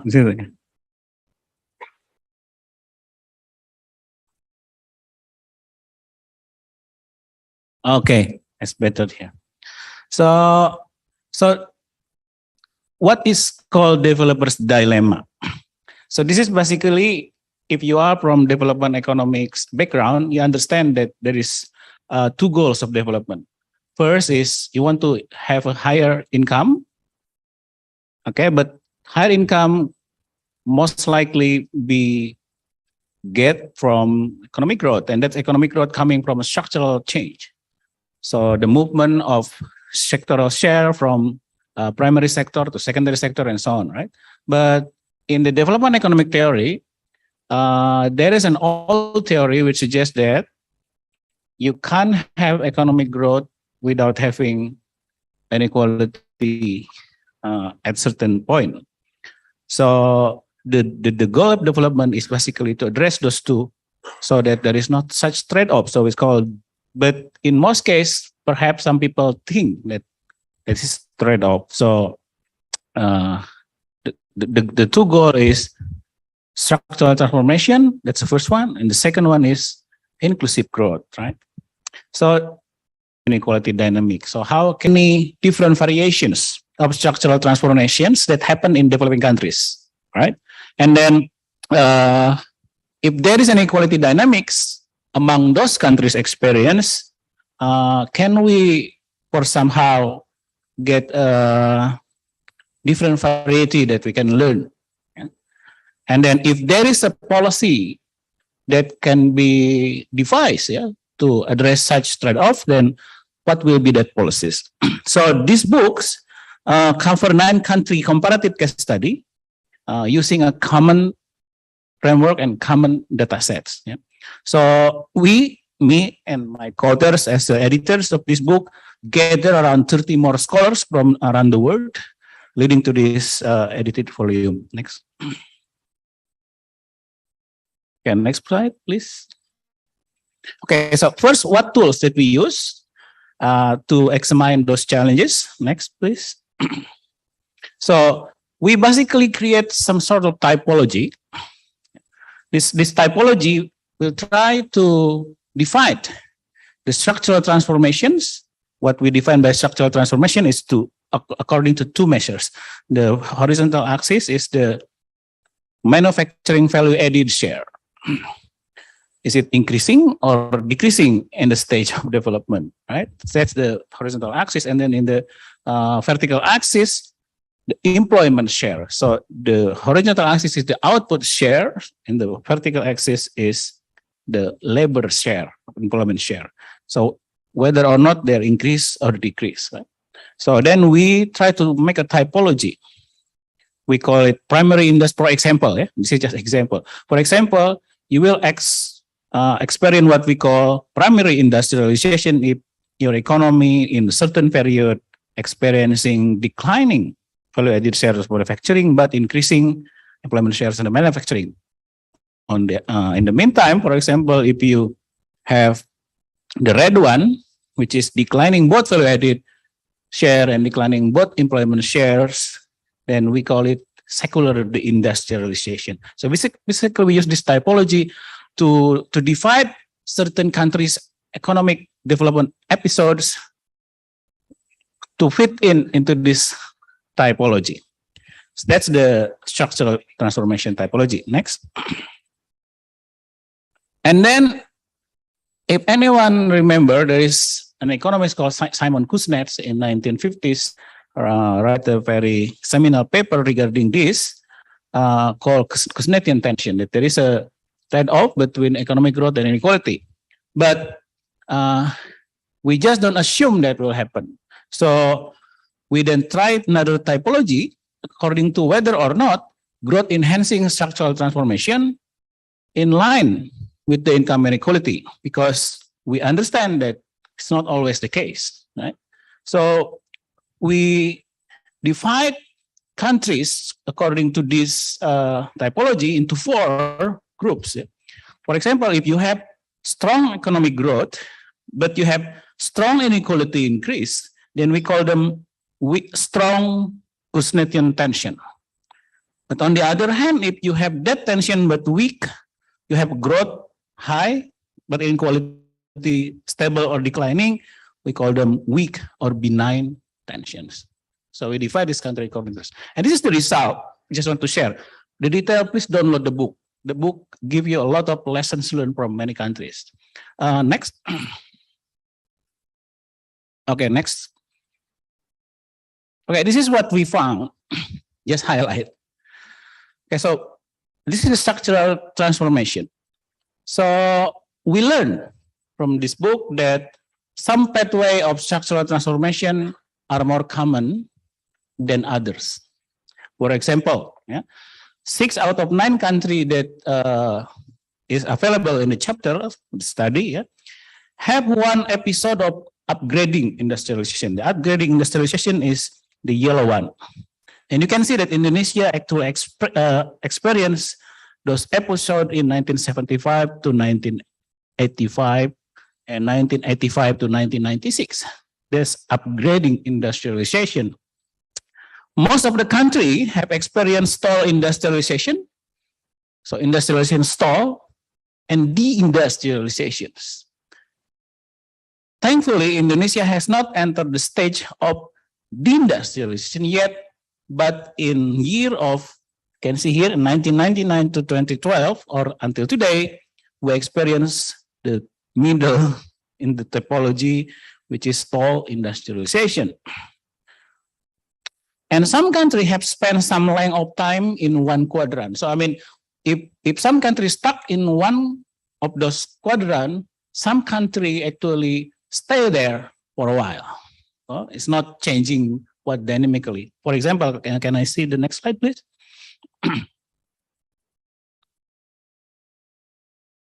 Okay, so for example, Indonesia actually in more than 2 decades experiencing upgrading industrialization. South Africa experiencing secular deindustrializations in quite a long period of time. Next, please. Now, what about the tensions? Okay, so from all these countries that we learned, so we understand that policy matters. It means that inequality is not something inevitable. So inequality may have impact of policy, but on the other hand, it can also be impacted by policies. Yeah. Some people may suggest this is something related to ideology. Ideology means if you are a socialist-minded countries, then you will have a different inequality spectrum compared to when you are, for example, capitalist-minded countries. But actually, no. Political regimes in our case study is not necessarily deterministic. Not always the case. Yeah. If you focus on the bottom right quadrant, which is the one in purple, so that's basically what we typically want. Yeah. So we want to have strong growth enhancing structural transformation if you see the horizontal axis, but you want a stable or declining inequality. You don't want increasing inequality, and that happens typically in East Asian countries and some Latin America in certain period. For example, in Thailand in 1980s, in South Africa in 1970s, in Chile in 1960s to 1970s, in Indonesia in 1975, 1996. Next, please. So, I think I skipped this. Can you go to the next slide?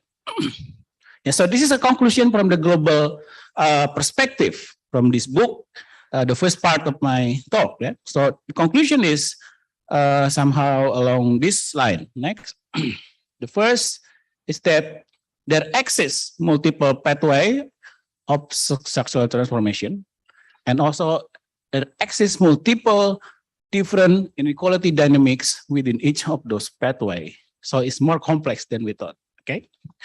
The second one is very important. Rising inequality is not inevitable. We can avoid that if we want, but of course, need struggles. Yeah, and policy make a difference. And the last one is we need a different policy agenda for broad-based growth, yeah, for each quadrant. And also, we need to carefully understand how policy and inequality interact, because they can go both ways. So that's the conclusion from the global perspective. Now, the second part of the talk, I want to dig deeper more on our own country. Yeah? This is based on the paper that I also published recently. Next, please. Okay, so Indonesia recent development dilemma. So this is more about Indonesia from the beginning of year 2000 onward. As you know, from that global perspective, we see that Indonesia experienced 9 Keynesian tensions during 1970s, 80s, 90s. But once you go into the year of 2000, something different changed. Something different happened. Yeah, next, please. So what we use as a data analysis for this? So we utilize unconstructed more than 7,000 district years observation. So district year observation. So it's a panel data. So district year observations of inequality measured by the Gini coefficients, yeah, and sectoral employment share. This is one of the novelty of this paper, because normally in most of the literatures on structural transformations and inequality, the employment share data has not been used predominantly. Kuznets, when he talked about inequality and structural transformation, he actually literally say labor share of sectors. But since the data is not sophisticated during Kuznets time and onward, people usually use output share, which is not exactly the same thing, right? Not exactly the same thing. So if you look at the paper that link inequality and structural transformation before 2000 or before this paper published, I only found one paper that used labor share. So that's how I see that there is an opportunity to add to the literature when you see that. So we did construct employment shares from 25 years of data of Sustainast, and then calculate those. Next, please. Yeah. So this is some of the result that I would like to highlight. So we divide the period into 1990s until 2017, right? And then if you look at more, long-term span, you can see here that inequality actually increased in all sectors of the economy, except financial sector. Why finance different? It's simply because finance is naturally already unequal sector. Whatever happened, because financial sector is very capital intensive, very skill intensive. So those sector is naturally unequal sector. So during the development, it's not really surprising if you can find that this sector does not experience dynamic change. Yeah, as you can see here. Right? So the flatter you are, the more unequal, right? So if you plot this distribution pictures, you see that the more 2017 has flatter curve, meaning that has more higher Gini coefficient, higher coefficient of variation. Okay, so inequality happen in all sectors. That's the first highlight. Next, please.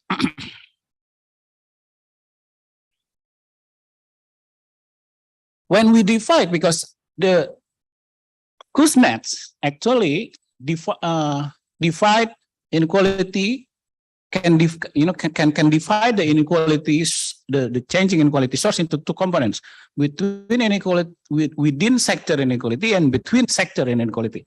So inequality can happen between sector, but within sector too. Okay, so using what we call Atkinson index of inequality from 1992 to 2007, then we try to disentangle these two different contributions. Where is it from, the increase in inequality? We learn actually that within sector inequality dominates, meaning that it's not inequality between sector that change, but in every sector, the inequality actually change. You can see here the red, more red color is inequality. So the between sector, for example, you can see is green all the way through. So it doesn't have any change at much. But within sector inequality change. So inequality happen in all sectors of the economy. Next, please. Now, I use these cross-district variations to try to see the associations between the share of employment in certain sectors and inequality, to see the associations. First of all, maybe some of you are wondering, what is the benefit of having these cross-district variations?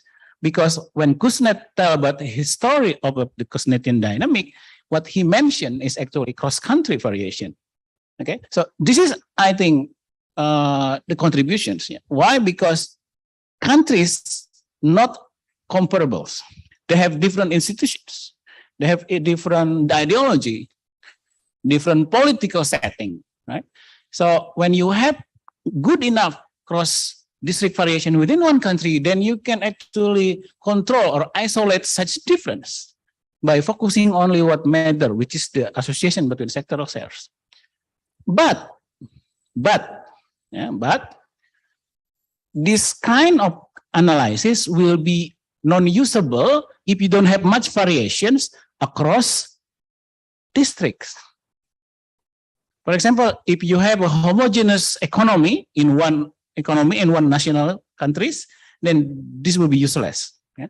But Indonesia, I don't know, I have to say thankfully or not thankfully, the gap of income between districts is very wide, very wide. Yeah? So the inequality between districts is very wide. You have, for example, Papua, which is like some country in sub-Saharan Africa, but you have Jakarta, where per capita income is equivalent to Belgium. Okay, so Jakarta is Belgium, Papua somewhere is sub-Saharan Africa. So that's cross-country variation you got from this data, but you have 7,000 observation instead. Okay, so this cross variation of district then is usable and turn out to be useful. And you can see here that the association is quite interesting. You can see, for example, what is it? It actually depends on which sector. Agriculture always declining, finance always increasing, but period matters.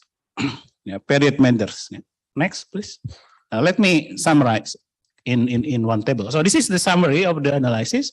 So you can see here is that if you see the recent time, which is 2001 and 2017, the relationship between share of manufacturing industry and inequality is positive already. Yeah? And the relationship between sector of market services, which is finance, is positive. During 1990s, the relationship between manufacturing sectors and the inequality is negative. So it means in the decade of 1990s and 1980s here, sorry, manufacturing has helped in some way to reduce inequality in Indonesia, which is, I think, is quite intuitive. Yet in 2000, the effect is reversed, right? So that's what we found. And in Indonesia, this is what also matters. In market service finance, that's positive. Yeah. We also test whether we expect some turning point because Kuznets expect quadratic relationship, right? Yes, we found statistical significant quadratic relationship. Yet, when you measure when will be that turning point it's still a long time, far beyond, let's say, the average of many district income per capita at this moment. Yeah. Next, please. Okay. So, and then this matter, why? Because when we find tension between increasing share of service sectors with an inequality, so Indonesia experience, so that's what we found. And you see that the trend of service industry in Indonesia has been increasing, and I don't see any point in the near future it will be stopping. So it means that if we have a close associations between inequality and service sector or tertiarization, it means that please don't expect that inequality in Indonesia will decline in the near future because we are experiencing strong in tertiarization at the moment. And when the association of the tertiary sector inequality is high, then don't expect an improvement in inequality in Indonesia in the near decades. I'm not guaranteeing, I'm not pesulap merah, I'm not guaranteeing, but I guess that's what's going to happen. Next, please. Sebentar lagi. Okay. So first, okay, let me highlight a hypothesis of why this tension happened in Indonesia recently, the inequality. Yeah. First, Indonesia just recover not from this crisis, but from the 1997 crisis, which is very hard, where the capital are idle. Yeah, capital idle. So the recovery in 2000 people look at this capital idleness and intensify on capital utilization. If you intensify capital utilization, then you use less labor, so you have more inequality. So that's the first hypothesis. The second hypothesis is exchange rate adjustment. Exchange rate adjustment means that you have exchange rate suddenly devalue, and that devaluation of exchange rate actually increase in inequality, because if you have dollars, you are rich, right? And then the more richer you are, the more unequal you are the country. And then the third one is China accession to WTO. Indonesian growth and many of other East Asian miracle countries in 1980s, I think, why? Because Mao Zedong died very late. What I mean is, after the death of Mao Zedong, China liberalized the economy. And when China liberalized the economy, then it occupied all the manufacturing market share of these East Asian miracles. Can you imagine if Mao Zedong died younger? The Korea, the Taiwan, the Indonesia, I don't think it will grow as much, because China will enter the world market earlier. So luck. The last one is technological change. The automation, the robotization that happened. I have another paper about this, but the finding is that Indonesia experiencing early phase of routinization. Early phase of routinization means we start to use less labor, and we start to use labor only for routine tasks. Sorry, routine. We replace routine tasks by computers. So that's increase in inequality. Next, I think this is the last one. So there are two options that is being discussed about how to anticipate what's coming. The first is, let's go ahead with tertiarization, and that's too strong to be stopped. Let's face it, but complement it with skill upgrading policies, and then anticipate future of works. Future of works mean routinization and things like that, and improve strong to make it social protection stronger. Personally speaking, this is what I like. Because tertiarization is so strong, it's a market force that cannot be easily deflected by policy. No way. Structural transformation is a strong force. You cannot deflect just one instrument tax or something like that. No, it's a strong force. Don't avoid it, but complement it with skill upgrading, anticipate future of work, and improve social protections. I think that's what my preference. But Bappenas and other parties actually like the second one. They want to make Indonesia reindustrialized. Reindustrialization. We have store industrialization, right? So many people said, we have to reindustrialize. Well, it's good if we can, but I'm a bit pessimistic that we can, because of so many issues. Because of China, for example, is already occupy all of this phase of this industrialization. Next, I think that's it. Okay, that's my presentation. I know this is only highlight, but I strongly suggest you to download all of this publication. Thank you. Okay, thank you, Professor Dr. Arif Ansari Yusuf. Very interesting and comprehensive books with title The Developer's Dilemma. This book discusses about analysis inequality that happens in Indonesia, and also give recommendation to solve this phenomenon. It is true that tertiarization and complement with skill upgrading and reindustrialization. Thank you. Ladies and gentlemen, the second speaker is Ms. Retno Tanding Suryandari, PhD. Good morning, Ms. Retno Tanding Suryandari. Okay, before I will deliver Ms. Retno Tanding Suryandari, PhD profile, Ms. Retno Tanding Suryandari, PhD, is a lecturer and head of Master Management Study Program in Faculty of Economics and Business, Universitas 11 Maret. She holds bachelor degree from Universitas 11 Maret, master degree from Universitas Indonesia, and doctoral degree from University of North Texas, United States of America. Her research interest is in management, marketing, and logistics. Ladies and gentlemen, please welcome Ms. Retno Tanding Suryandari, PhD, in 30 minutes. Time is yours, please.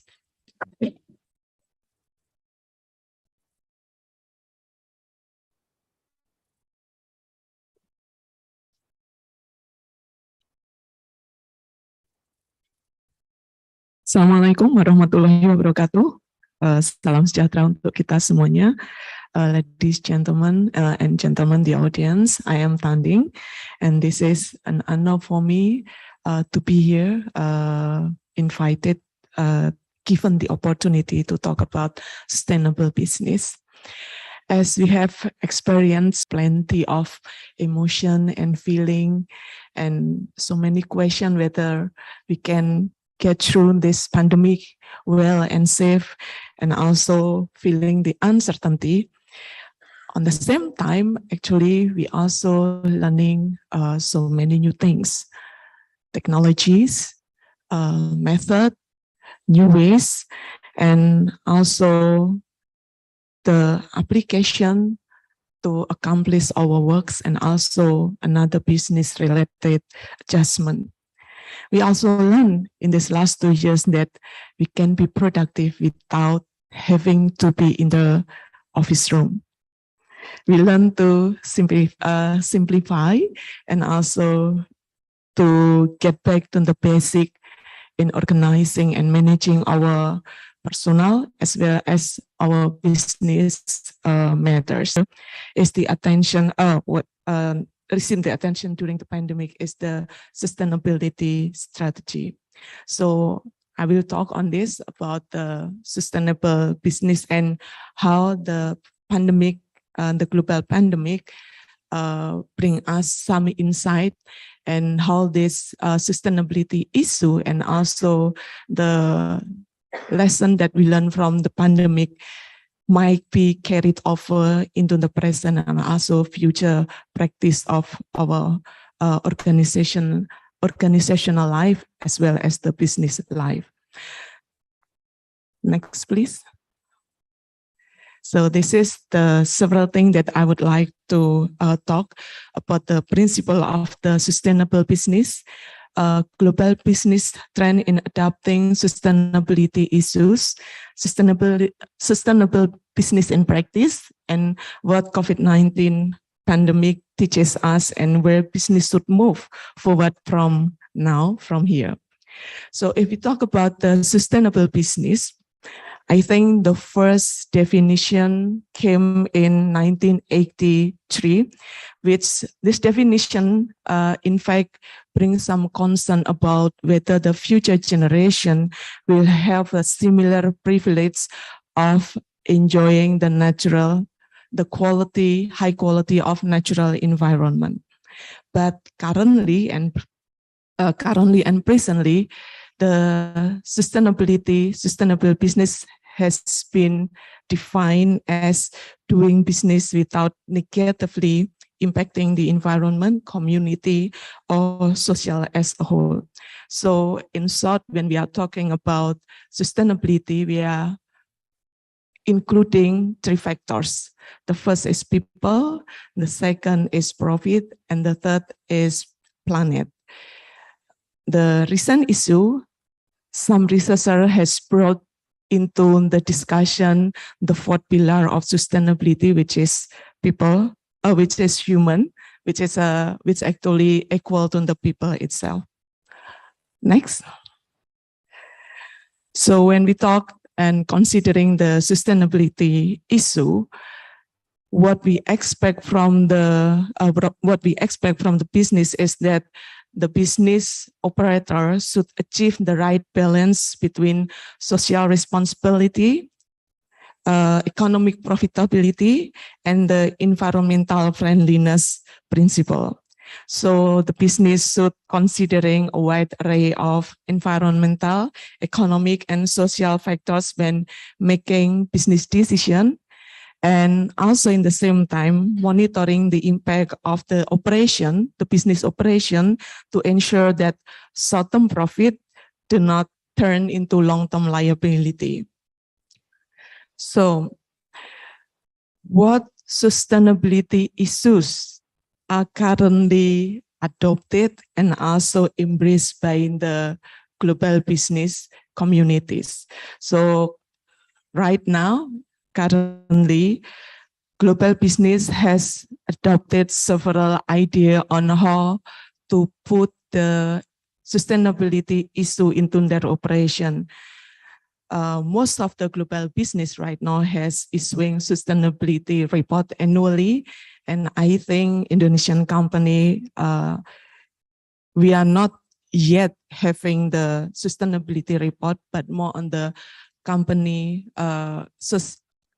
CSR, what is CSR? Social responsibility, company social responsibility, sorry. And then other than just issuing sustainability report, global business also setting a science-based carbon target, and 1/3 of the European largest public company have pledged to reach net zero by 2015. What we consider as net zero is that the company try to cover their carbon print by investing into several activities that will alleviate their carbon copy production. Also, the expanding the diversity and inclusion efforts, committing funds to fight racial inequality that lately in this last 5 years around the world, and speaking out on also the global company has pay attention to democracy issues. And although they think that global climate meeting lately was not satisfactory because some countries in the world, especially some developed country, decided to decrease their participation in fighting the climate change. But they think, this company think that they will take the net zero strategy seriously. So the other issue that also come lately is that the auto industry, the global auto industry, aim to stop producing fossil-based automotive by 2050. So I guess this is, I don't know whether this is a good news or bad news, because some discussion also mentioned if the automobile industry decided to stop their the production of fossil-based automotive and completely transform into renewable energy, there's another issue that will come up. Okay, now after we're talking about the sustainability issue, we move to the what COVID-19 pandemic has teach us so far in this last 2 years. So the beginning of pandemic has teach us that everything is possible to happen, and we never known that we will have to experience this pandemic, and there is no guarantee that in the future there's no more pandemic that will come and hit us. So in the last 2 years, we experienced how we have to work in a limited space, that we have to change the way we interact with our social environment. We have to change the way we work on our assignment and also our works. And some of the issues that come up from that situation is that stress, psychological and mental disorder has come and hit us as well. So other than that, the organization, also the manager learned that compassion and patience are always necessary. So in terms of the human resource of the organization, so instead of in terms of the organization, instead of just put their human resource in a very difficult and stressful situation, in this last 2 years, organization also learn how to be patient, how to show compassion to their human resources, and how they see that during this pandemic, even the lowest level of workers in their organization also become the important contributor to the operation of the organization. So what also become important that we learned during the pandemic is that the leader must learn to listen in order to innovate. So it's not really a secret that in the beginning of the pandemic, some organizations have problem to adjust and to adopt to the new situation that they have to face. And so we can see that some organization that can adopt smoothly, they can survive. But on the other hand, the organization that have problem with adapting and also have problem with understanding the situation that they face that time, have problem also to maintain their survival. Okay, that was on the human resource side. How about on the other side of the organization? The first that we learn is that the organization must remain adaptive to change. So we always say that adaptive organization is the one that can survive in the long run, but it was in the theory. After these 2 years, we really learned that adaptive organization become flexible in the organization, can help the organization to survive in the long run. We can be flexible and do more with less. This is also we learn that we get back to basic. We learn to next month. Sorry. We learn to adapt to the situation where we don't have a complete instrument to carry on our work, and that's we learn without having a complete instrument, we can accomplish our assignment as well. And diversification is key to ensure success. Then the new focus on work-life balance also was experienced by many organizations. So basically, what the company found during the pandemic is that the 9 to 5, 8 to 4 work life is no longer the most important and the best work life for their employees. After this pandemic, we know that people don't have to stay 8 hours in the office to accomplish and to show their productivity and to improve the quality of their work. So I think the organization, the business operator will think over about how to carry out this experience, how to carry over this experience into the present and future operation of the business. Now, after we learn about the insight of the insight from the pandemic, what next that will be faced by the organization, by the business operator? These 3 things are currently become the trend and also become something that bring attention from the business operator. The first is the young generation voice. The young generation voice have become louder and louder.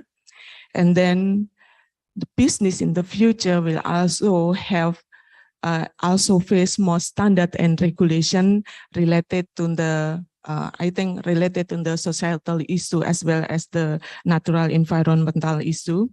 And also right now we have seen already how the business role in expansion into the society, the business take societal issue into their strategy.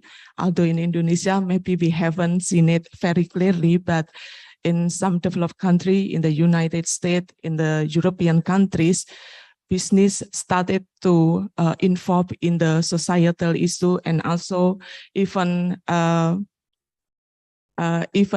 bring their support to the person that in charge for the decision making to help to support the issue that they are related to, that the business owners related to.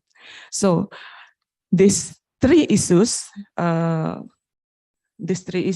wait a minute, the younger generation voices, standard and regulation that will be imposed in the future, more standard and regulation that will be imposed in the future, and also the business expansion into the social issue. Of course, it will bring more challenges to the business. So what the business can do, the last one, I think, the last slide.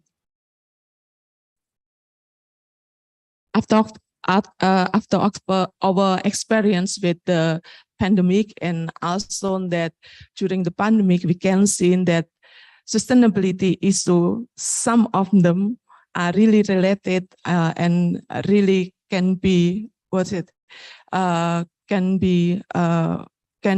accomplished with the some strategy that has been that also adopted by the organization during the pandemic. So this is something that can be proposed, that I can propose to the business operation. So the first is that listening to the employee voice. This is not just the voice from the employee, but talking about how to improve the attention from the organization to the human resources within the organization. And the second, working with more technologies to be more efficient and flexible. We have experienced this these last 2 years, and I think it is a good thing for the company, for the organization to carry over this practice, to use more technology, to gain more efficiency and also more flexible in their operation, and also from their employees assignment. And something that we also learned from the pandemic is that we have a challenge. We have a national challenge in terms of the quality of our supply chains.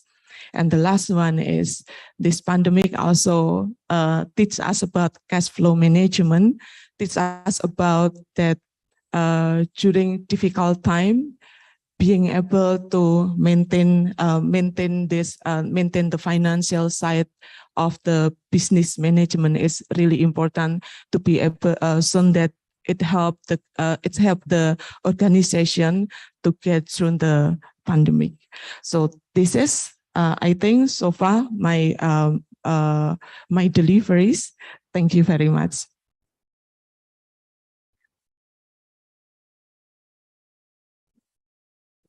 Thank you, Ms. Retno Tanding Suryandari, PhD. As we know, sustainable business are quite struggling during these 2 years because of the pandemic. But after pandemic, we realized that the business should be more flexible to survive in any situation that not expected. There are recommendations how business should move forward. There are listening to the employee voices, working with the technologies, offering reforms, improve the product quality, and cash flow management. Okay, ladies and gentlemen, next session is the third speaker is Mr. Agus Ganesha Rahyuda, PhD from Universitas Udayana. Good morning, Dr. Agus Ganesha. Yep. Good morning. Okay, thank you. Before I will deliver Mr. Agus Ganesha Rahyuda, PhD profile, Mr. Agus Ganesha Rahyuda, PhD, is a lecturer and dean in Faculty of Economics and Business, Universitas Udayana. He holds bachelor degree from Udayana University, master degree from Bandung Institute of Technology, and doctoral degree from University of Kent, United Kingdom.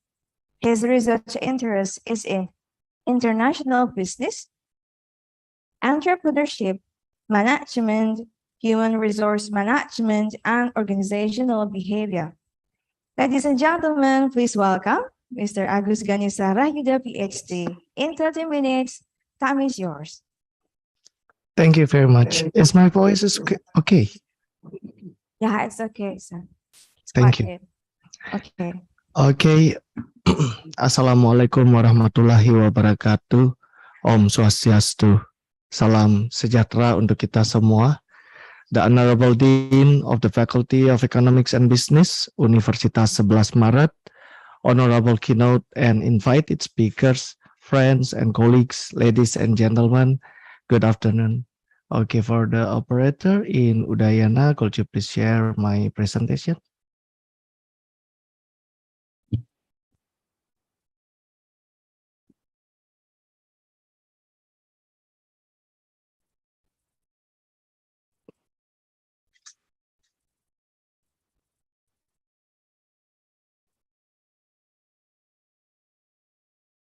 Okay.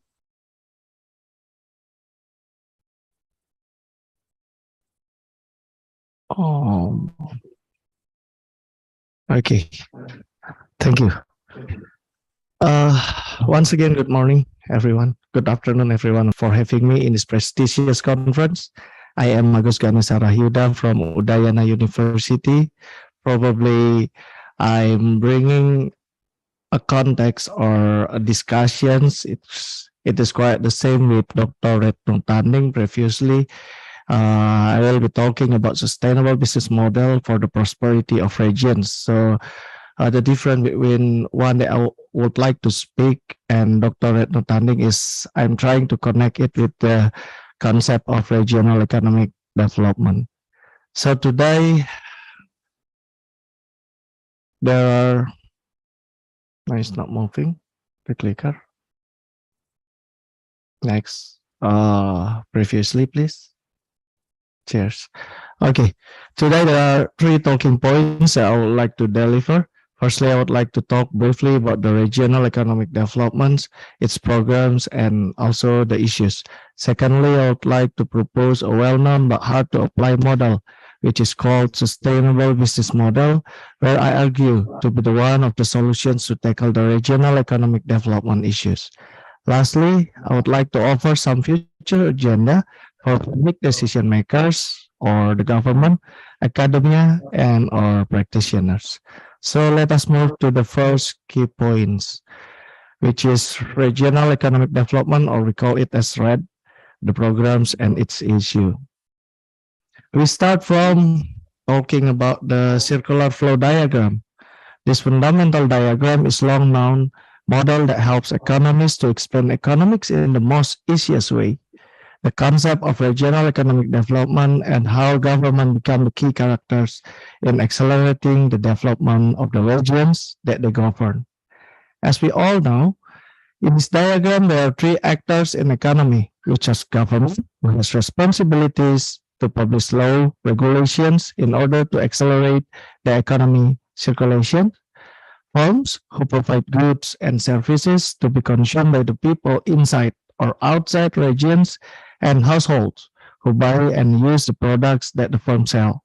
And there are 3 markets, which are goods and services markets, factors of production market, and financial market. So by definitions, regional economic development here in after referred to RRED is defined as a general effort, mainly by government to reduce regional disparities by supporting economic activities in regions, which subsequently will contribute maximally to the general growth and prosperity of the regions. So by that definition itself, and in terms of developing regions, it is the government, either in the level of countries, province, or cities and districts, who plays the central part and key roles in making their regions prosper. It is the government who must find ways for regions to have quality and qualified human resources. It is the government who attracts and retain investors so them can create new businesses and expansions of existing businesses in a way that expands the total number of jobs and results in rising average wage. Therefore, it is the government, the programs and its initiatives that help regions to prosper.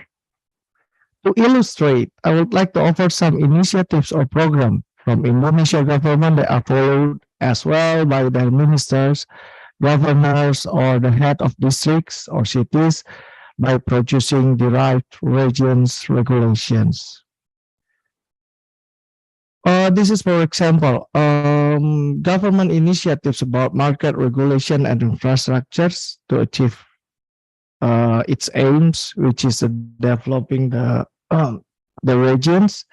In terms of providing regulations, Indonesia published an omnibus law of the Republic of Indonesia number 11 of 2020 on job creation. So this law can help investors to feel ease in investing their money, to provide a healthy employment environment, and to encourage entrepreneurship.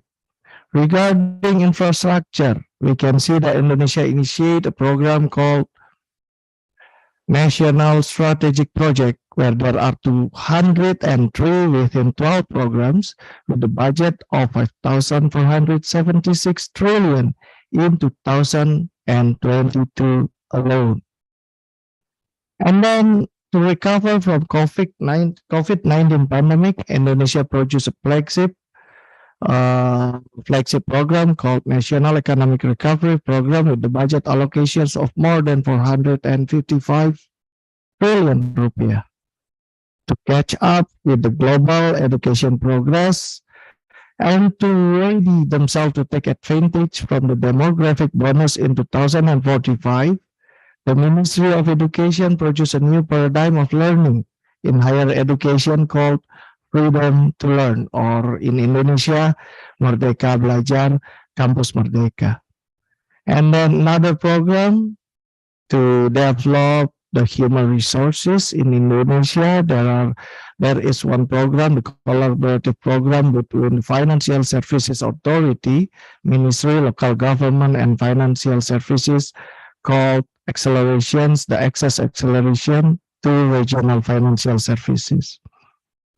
Another initiatives such as BRIN, or National Research and Innovation Agency, provide a research fund up to 6.1 trillion rupiah to speed up the research ecosystem in Indonesia. So many more programs to develop Indonesia and its regions. All of these programs were also executed by the districts, cities, province government, and proven to impact the region's reputations, produce more entrepreneurs and MSEs, attract many investors, and increase the number of investment in Indonesia, which subsequently developed the regions within the Indonesia country. However, there are always two sides of every story. While government and regions enjoy the development, there are many issues arise regarding social and ecological environment. For example, issues related to the society's social problems, the movement of reclamations, rejections in Teluk Benua, or the rejection of mini market development in some village because they argue that it will kill micro industry and their small economy. In terms of environmental problems, there are many problems. There were many natural disasters happen due to the massive investment that focus on economic benefit only, such as Lapindo Mud, abrasion, massive deforestation, and smoke. So actually, what went wrong with the concept of the regional economic development?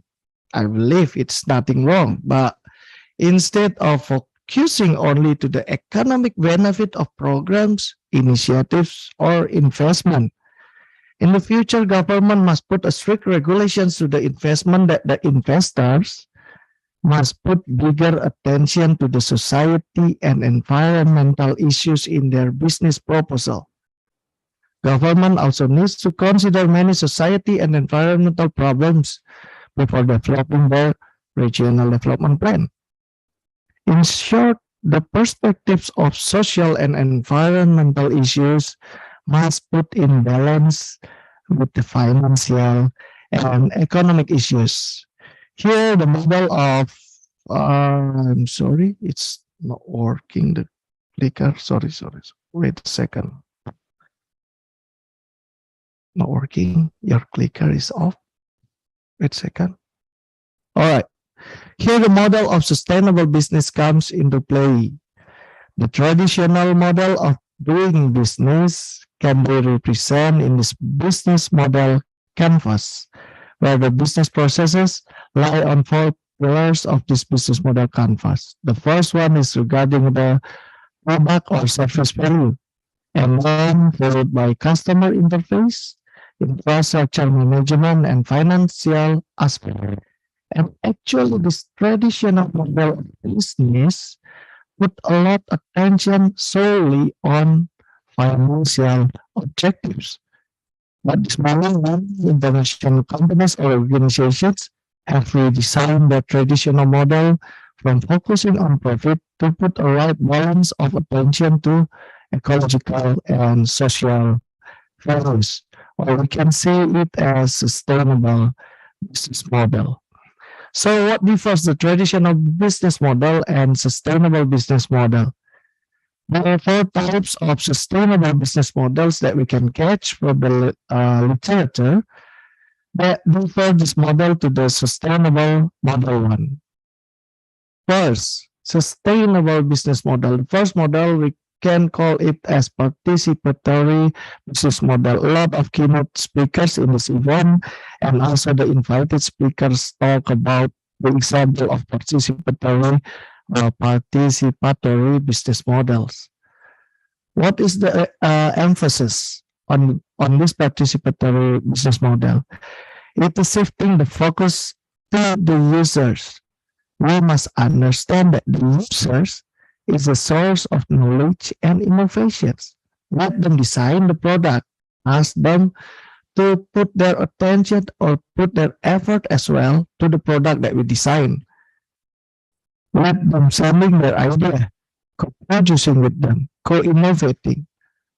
While the marketing, co-innovating as well. And then the user will be the users receiving the end product, the product that actually gives hands into the development of the product itself. The second model of the SBM, you can say that moving from the users only and putting the emphasis on the stakeholders' involvement. It is not the user only, but also whole of the stakeholders, product oriented based on stakeholders' involvement. So it is not only the customers, but they ask the clients, investors, shareholders, employees, suppliers, and partners. It is the stakeholder that will assess the potential environmental and economic issues and performance. It is actually stakeholders that can be asked to join us to have a multi-layer or multi-level of problem-solving decision-making. We suppose that once we invite the stakeholder into the equation, then hopefully we can reduce the environmental negative environmental impact, and also can increase the economic benefit of equipment, industry extensive equipment. And then moving from the user model into the stakeholders model, and then we move to the not only this putting the emphasis on the stakeholder, but also make the big network between the stakeholder. So if we can see the network theory, it divides into 4 parts: dyadic, ego network, multiple interaction, and complete network. We expect that in the sustainable business model, they are not only communicating with the a company with the organizations itself only, but they can communicate with other stakeholders. So it is a complete network to design, generate, capture, and deliver sustainable value. And the last one is the sustainable model that is modified from the business model canvas. I added like 4 key authors in the literature that modified the business model canvas and add some elements, the sustainable elements into the sustainable business model. So the first one from Upward and Jones, 2015. So they added the natural environment, society, and financial economy into the business model canvas. Charles and Pekun, 2016, they tried to develop a new canvas. They call it triple layer business model canvas, who put an emphasis on, in the right balance between ecological, social, and financial values. And also comes Harris et al. 2018 that putting a sharing of resources, putting a lot of emphasis on the technology orientations, digital transformations, and interactive communications. And the last one from Hogevald et al. 2015 that modifying the business model canvas and put the stakeholders additions to the model in each of the pillars, not only in the customer sides, not only in the supplier side, but each of the pillars. Okay, and the last slides of my presentations, our future agenda. So we can say that embodying and combining the 3 dimensions of sustainability, environmental, social, and economic, are the key parts to produce or to make the sustainable business model happen. The values added into the product or services must be based on the concept of sustainability. By putting this concept of sustainability practices or perspectives, hopefully we can reduce the problems that initiate or the problems that happens when the government, the firms or household want to develop their regions economically. But this integrative model, business model, come from the left side and then the sustainable perspective, and then they join together into sustainable business model. Actually, this is an important drivers of solutions to problems affecting the social and environmental issues of the company and society. But it will not be happening at all if we don't have a correct enabler to make this model works. There are at least 4 enablers that I propose in the future agenda that the academia can put a lot of effort in their research, or the government can put their attention when they develop regulations. First of all, of course, collaborative action by all stakeholders. Just provide privilege or giving privilege to multiple stakeholder objectives.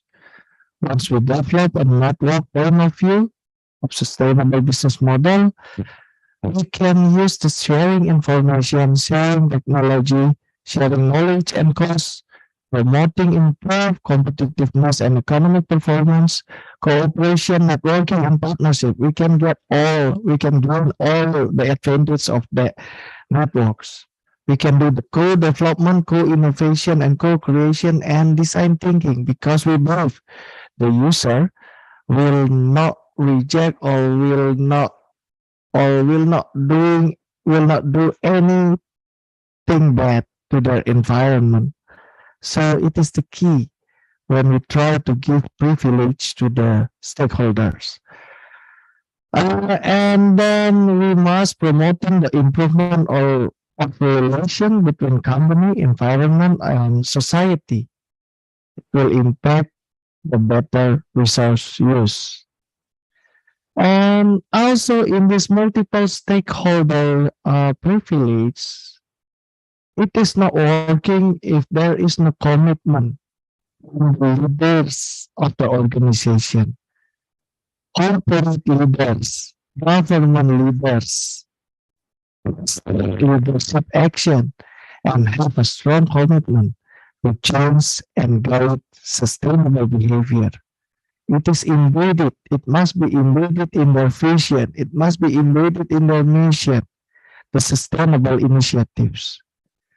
And also another is using a high level of technology, a paradigm of circular economy, repair, maintenance, referral and review the process, learning and training.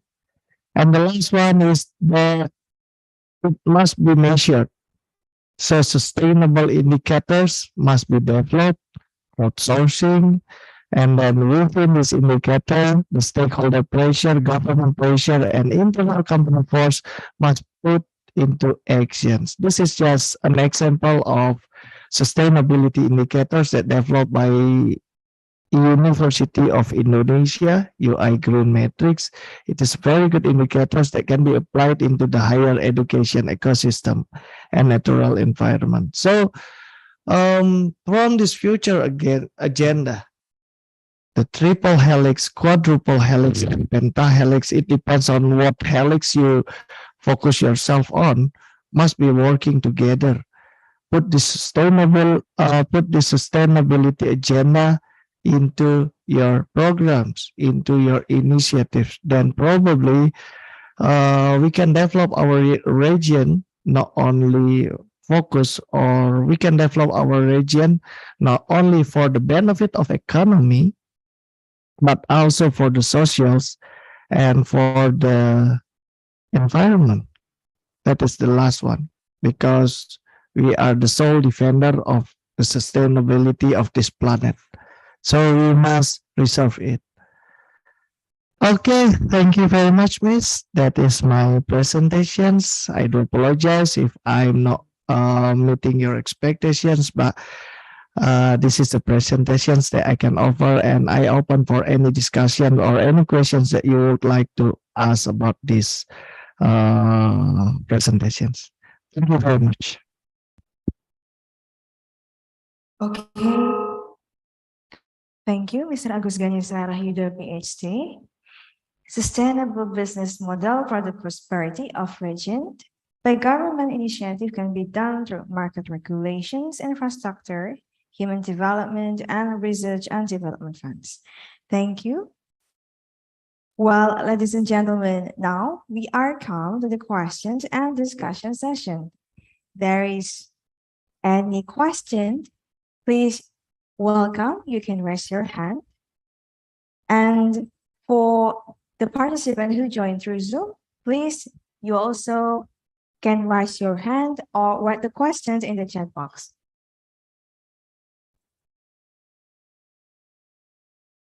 For the operator, could you please help me to open the chat box so I can see the question through the monitor here, please? Thank you.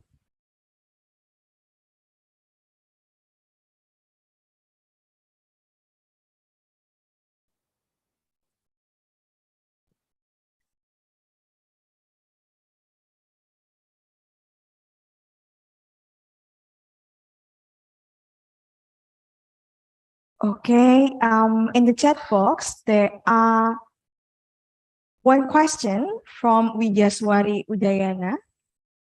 Can sustainable business model be implemented in public sector? How will it be adjusted to suit the non-profit environment? Thank you so much. If may I know, Ms. Widyaswari, the question is for who?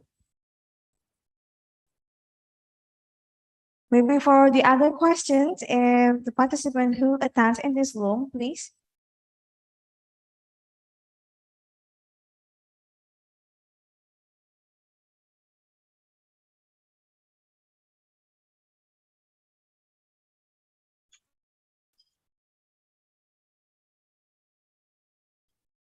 Okay, from Ms. Vidyaswari. The question is for Mr. Agus Ganesa. Please, Mr. Agus Ganesa, PhD, you can answer the question first. Okay, thank you very much. Probably I will ask the favor from Dr. Retno Tanding as well to complete my answers after this. So, the sustainable business model. Actually, we depart from the traditional business model, and it is or it puts a lot of attentions to the profit or economic profit only. Can it be implemented in the public sector, the sustainable business model? Yes, of course. If we talk about the traditional business model, then probably we need to adjust a little bit. But if we talk about the sustainable business model, yes, of course, it can be applied into the public sector. So the focus of the sustainable business model is asking the public sector organ put when you develop regulations and also you put your services into the customers, you can consider the input or the suggestions or the feedback from the users or from your network. And thank you, Ms. Vidyaswari. And hopefully Dr. Tanding can edit some perspectives into the question. Thank you.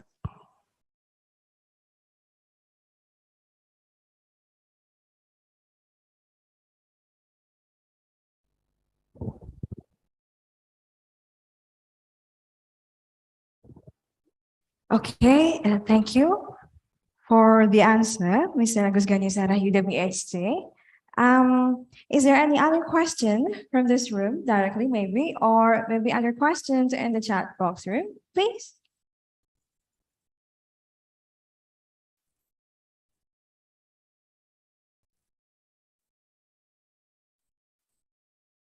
Okay, please.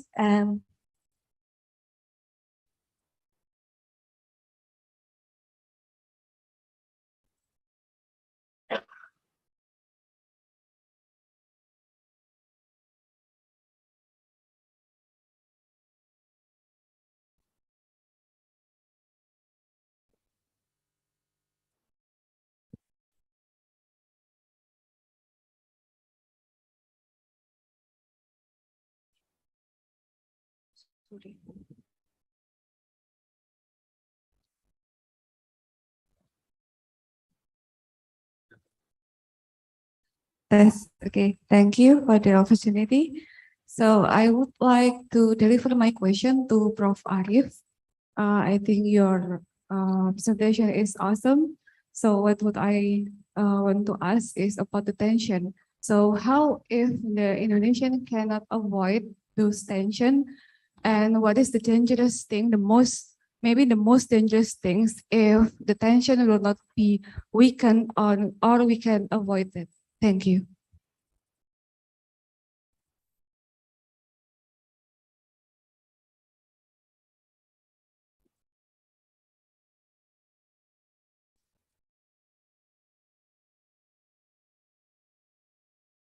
Okay, this excellent question, spot on. You asked something that is not in the presentation. Very important one. Thank you. What is the consequences of we are not be able to manage this very well, right? Well, of course, something bad. Yeah? I mean, the implication of inequality can lead to various different consequences. It's in the literatures and it's happening already. One is that is very clear is inequality lead to social unrest. Inequality leads to social unrest, and then it divides society. It creates political identity politics, and I have another paper, for example, that show that actually religious intolerance is actually associated with increasing inequality. And if you read literatures written, for example, by I can't remember the name, but an English, British sociologist, Wilcoxon, I think. So normally, inequality will lead to many social aspect, like even health and things like that. But for economists, I think things that is not really thing that should not be forgotten is that many people think that what matter more is poverty, not inequality. Well, it's okay, country is unequal as long as we don't have poverty. But they forgot that if you have high inequality, it is very unlikely that you can get rid of poverty. Because in a developing country, the source of the poverty reduction is economic growth. But if you have economic growth, but at the same time you have rising inequality, that economic growth will not spill to the bottom. So the poverty will be stayed. So inequality is a necessary condition. Lastly, actually I write a very short book about this, which suggests that actually inequality lead to low economic growth. Because when you talk about the real economic growth, it is mainly coming from innovation, not from investment, but innovation. And innovation comes from skill, human capital investment. And that human capital investment comes to broad-based education system. Broad-based education system means everyone get the same opportunity to be educated. Then when you don't have everyone same access to education, then you prevent them from being contributing to the economic growth. So it's in the literature. So there are so many bad consequences of inequality, and the tension is quite high at the moment for Indonesia. There is a declining a little bit, but I think that decline in inequality recently is not structural. It's just cyclical. So the structural is still increasing because the tension of rising tertiarization is still high. So long as you still have this tertiarization, you will have increased inequality. Indonesia now, if you measure correctly, I get it from the literature as well. If you measure correctly, Indonesia is among the top 15% highly unequal country in the world at the moment. Thank you. Okay, thank you for the questions and thank you for the answer, Professor Arif. There are another questions in the chat box. It's from Radia from Udayana. I am intending to kindly deliver my question to Professor. Based on your experience on research, what are the major or challenges or hindrances that we're facing in a digital transformation for business, and how we find and implement the possible solution to settle those challenges in the long run? Thank you. This question is for Professor Felix. Is Professor Felix still joined in our Zoom room?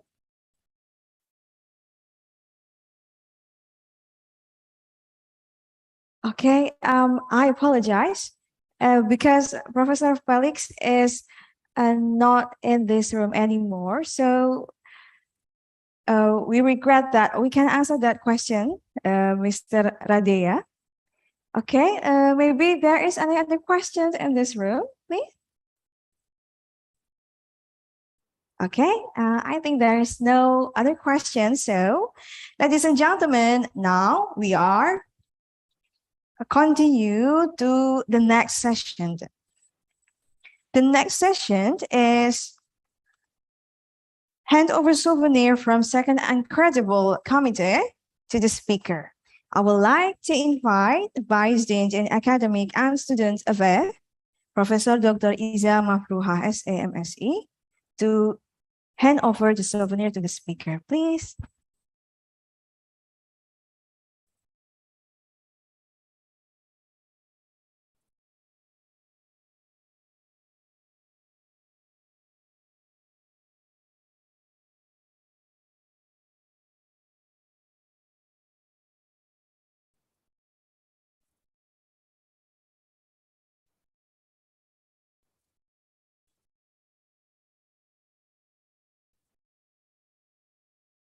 Okay, for the first, Professor Dr. Iza Mafruha is deliver the souvenir to Professor Dr. Arif.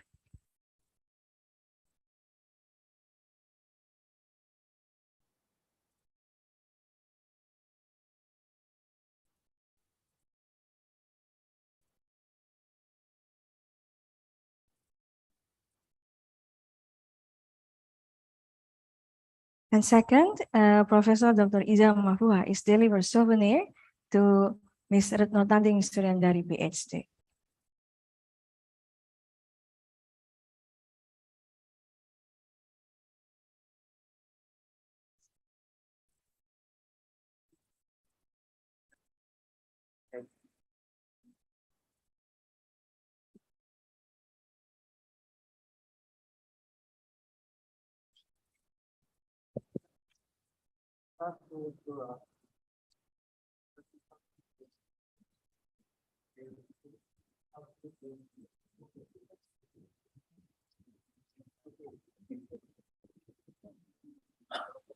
Okay, thank you for all the invited speaker.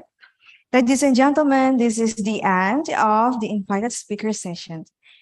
I give it back this session to the next agenda to our Master of Ceremony, to Ms. Winnie Parmitasuci. Thank you.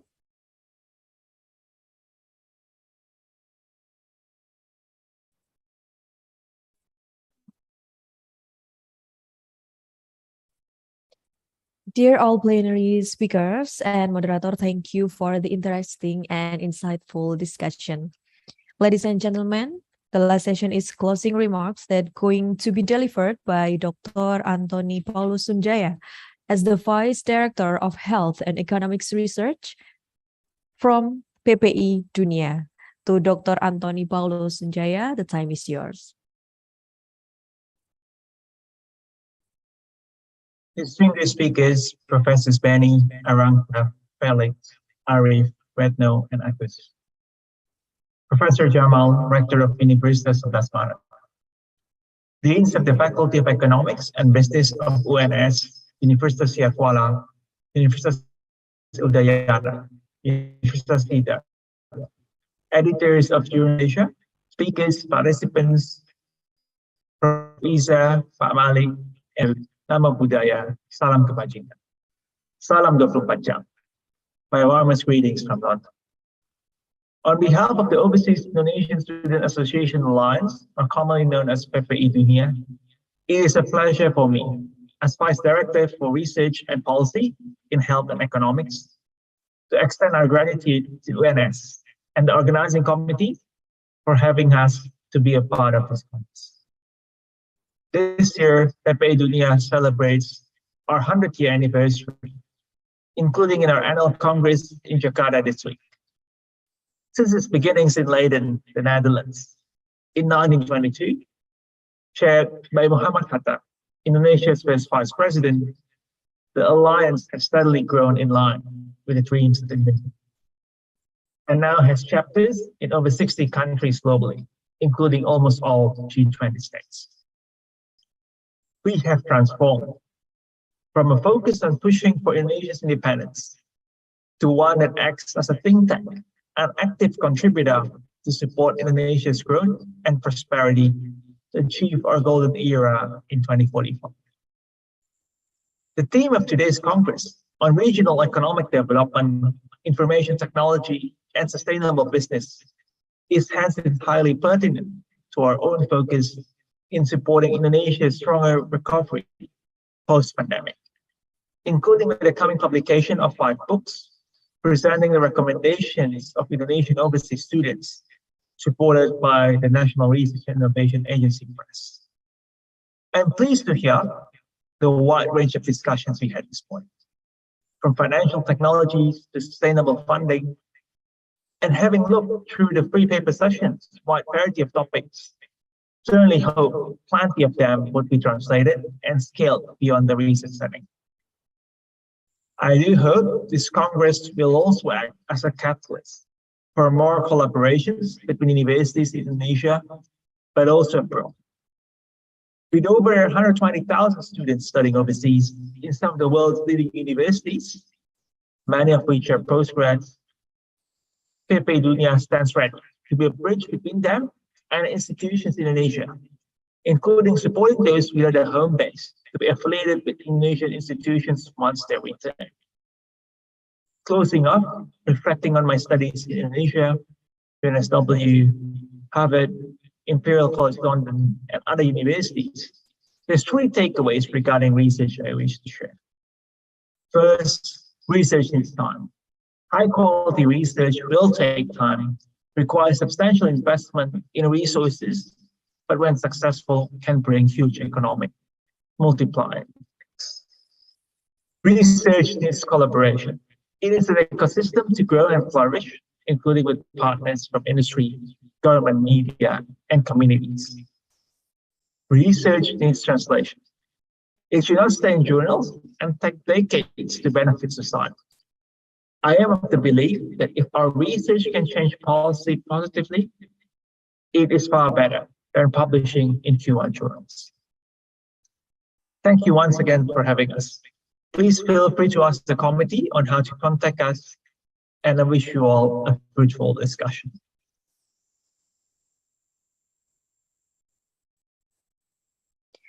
Thank you, Dr. Anthony Paulo Sunjaya.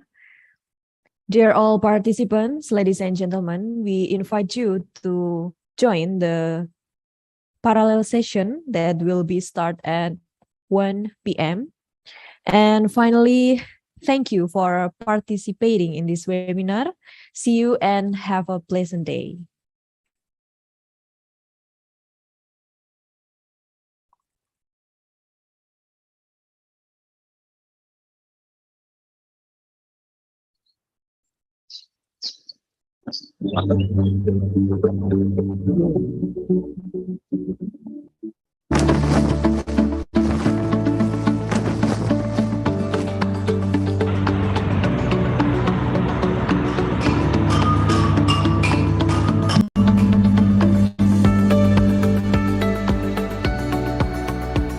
The Faculty of Economics and Business, Universitas 11 Maret, has established its vision to be a leading school of economics and business at the national level and recognized at the international level.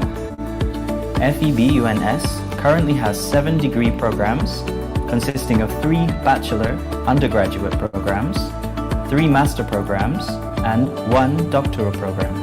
All programs have been accredited A, Excellent, by the National Accreditation Board.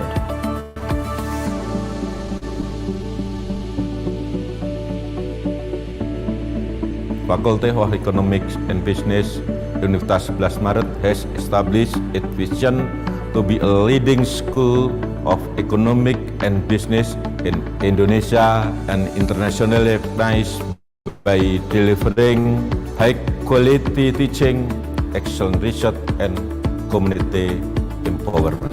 FEB UNS is a member of the AACSB, Association to Advance Collegiate of FEB UNS, has been accredited by ABES 21, the Alliance on Business Education and Scholarship for Tomorrow, since 2016, while the undergraduate program in Management and the undergraduate program in Development Economics have been certified by the ASEAN University Network Quality Assurance since 2018 and 2019, respectively.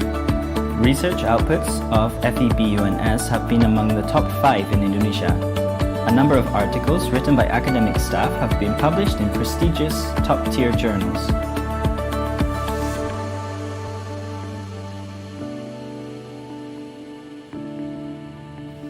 Moreover, FEB UNS has been appointed and granted by several governmental institutions such as Bank Indonesia, Indonesia Financial Services Authority, OJK, and Indonesia Deposit Insurance Corporation, as well as international organizations such as World Bank and USAID to perform research collaborations.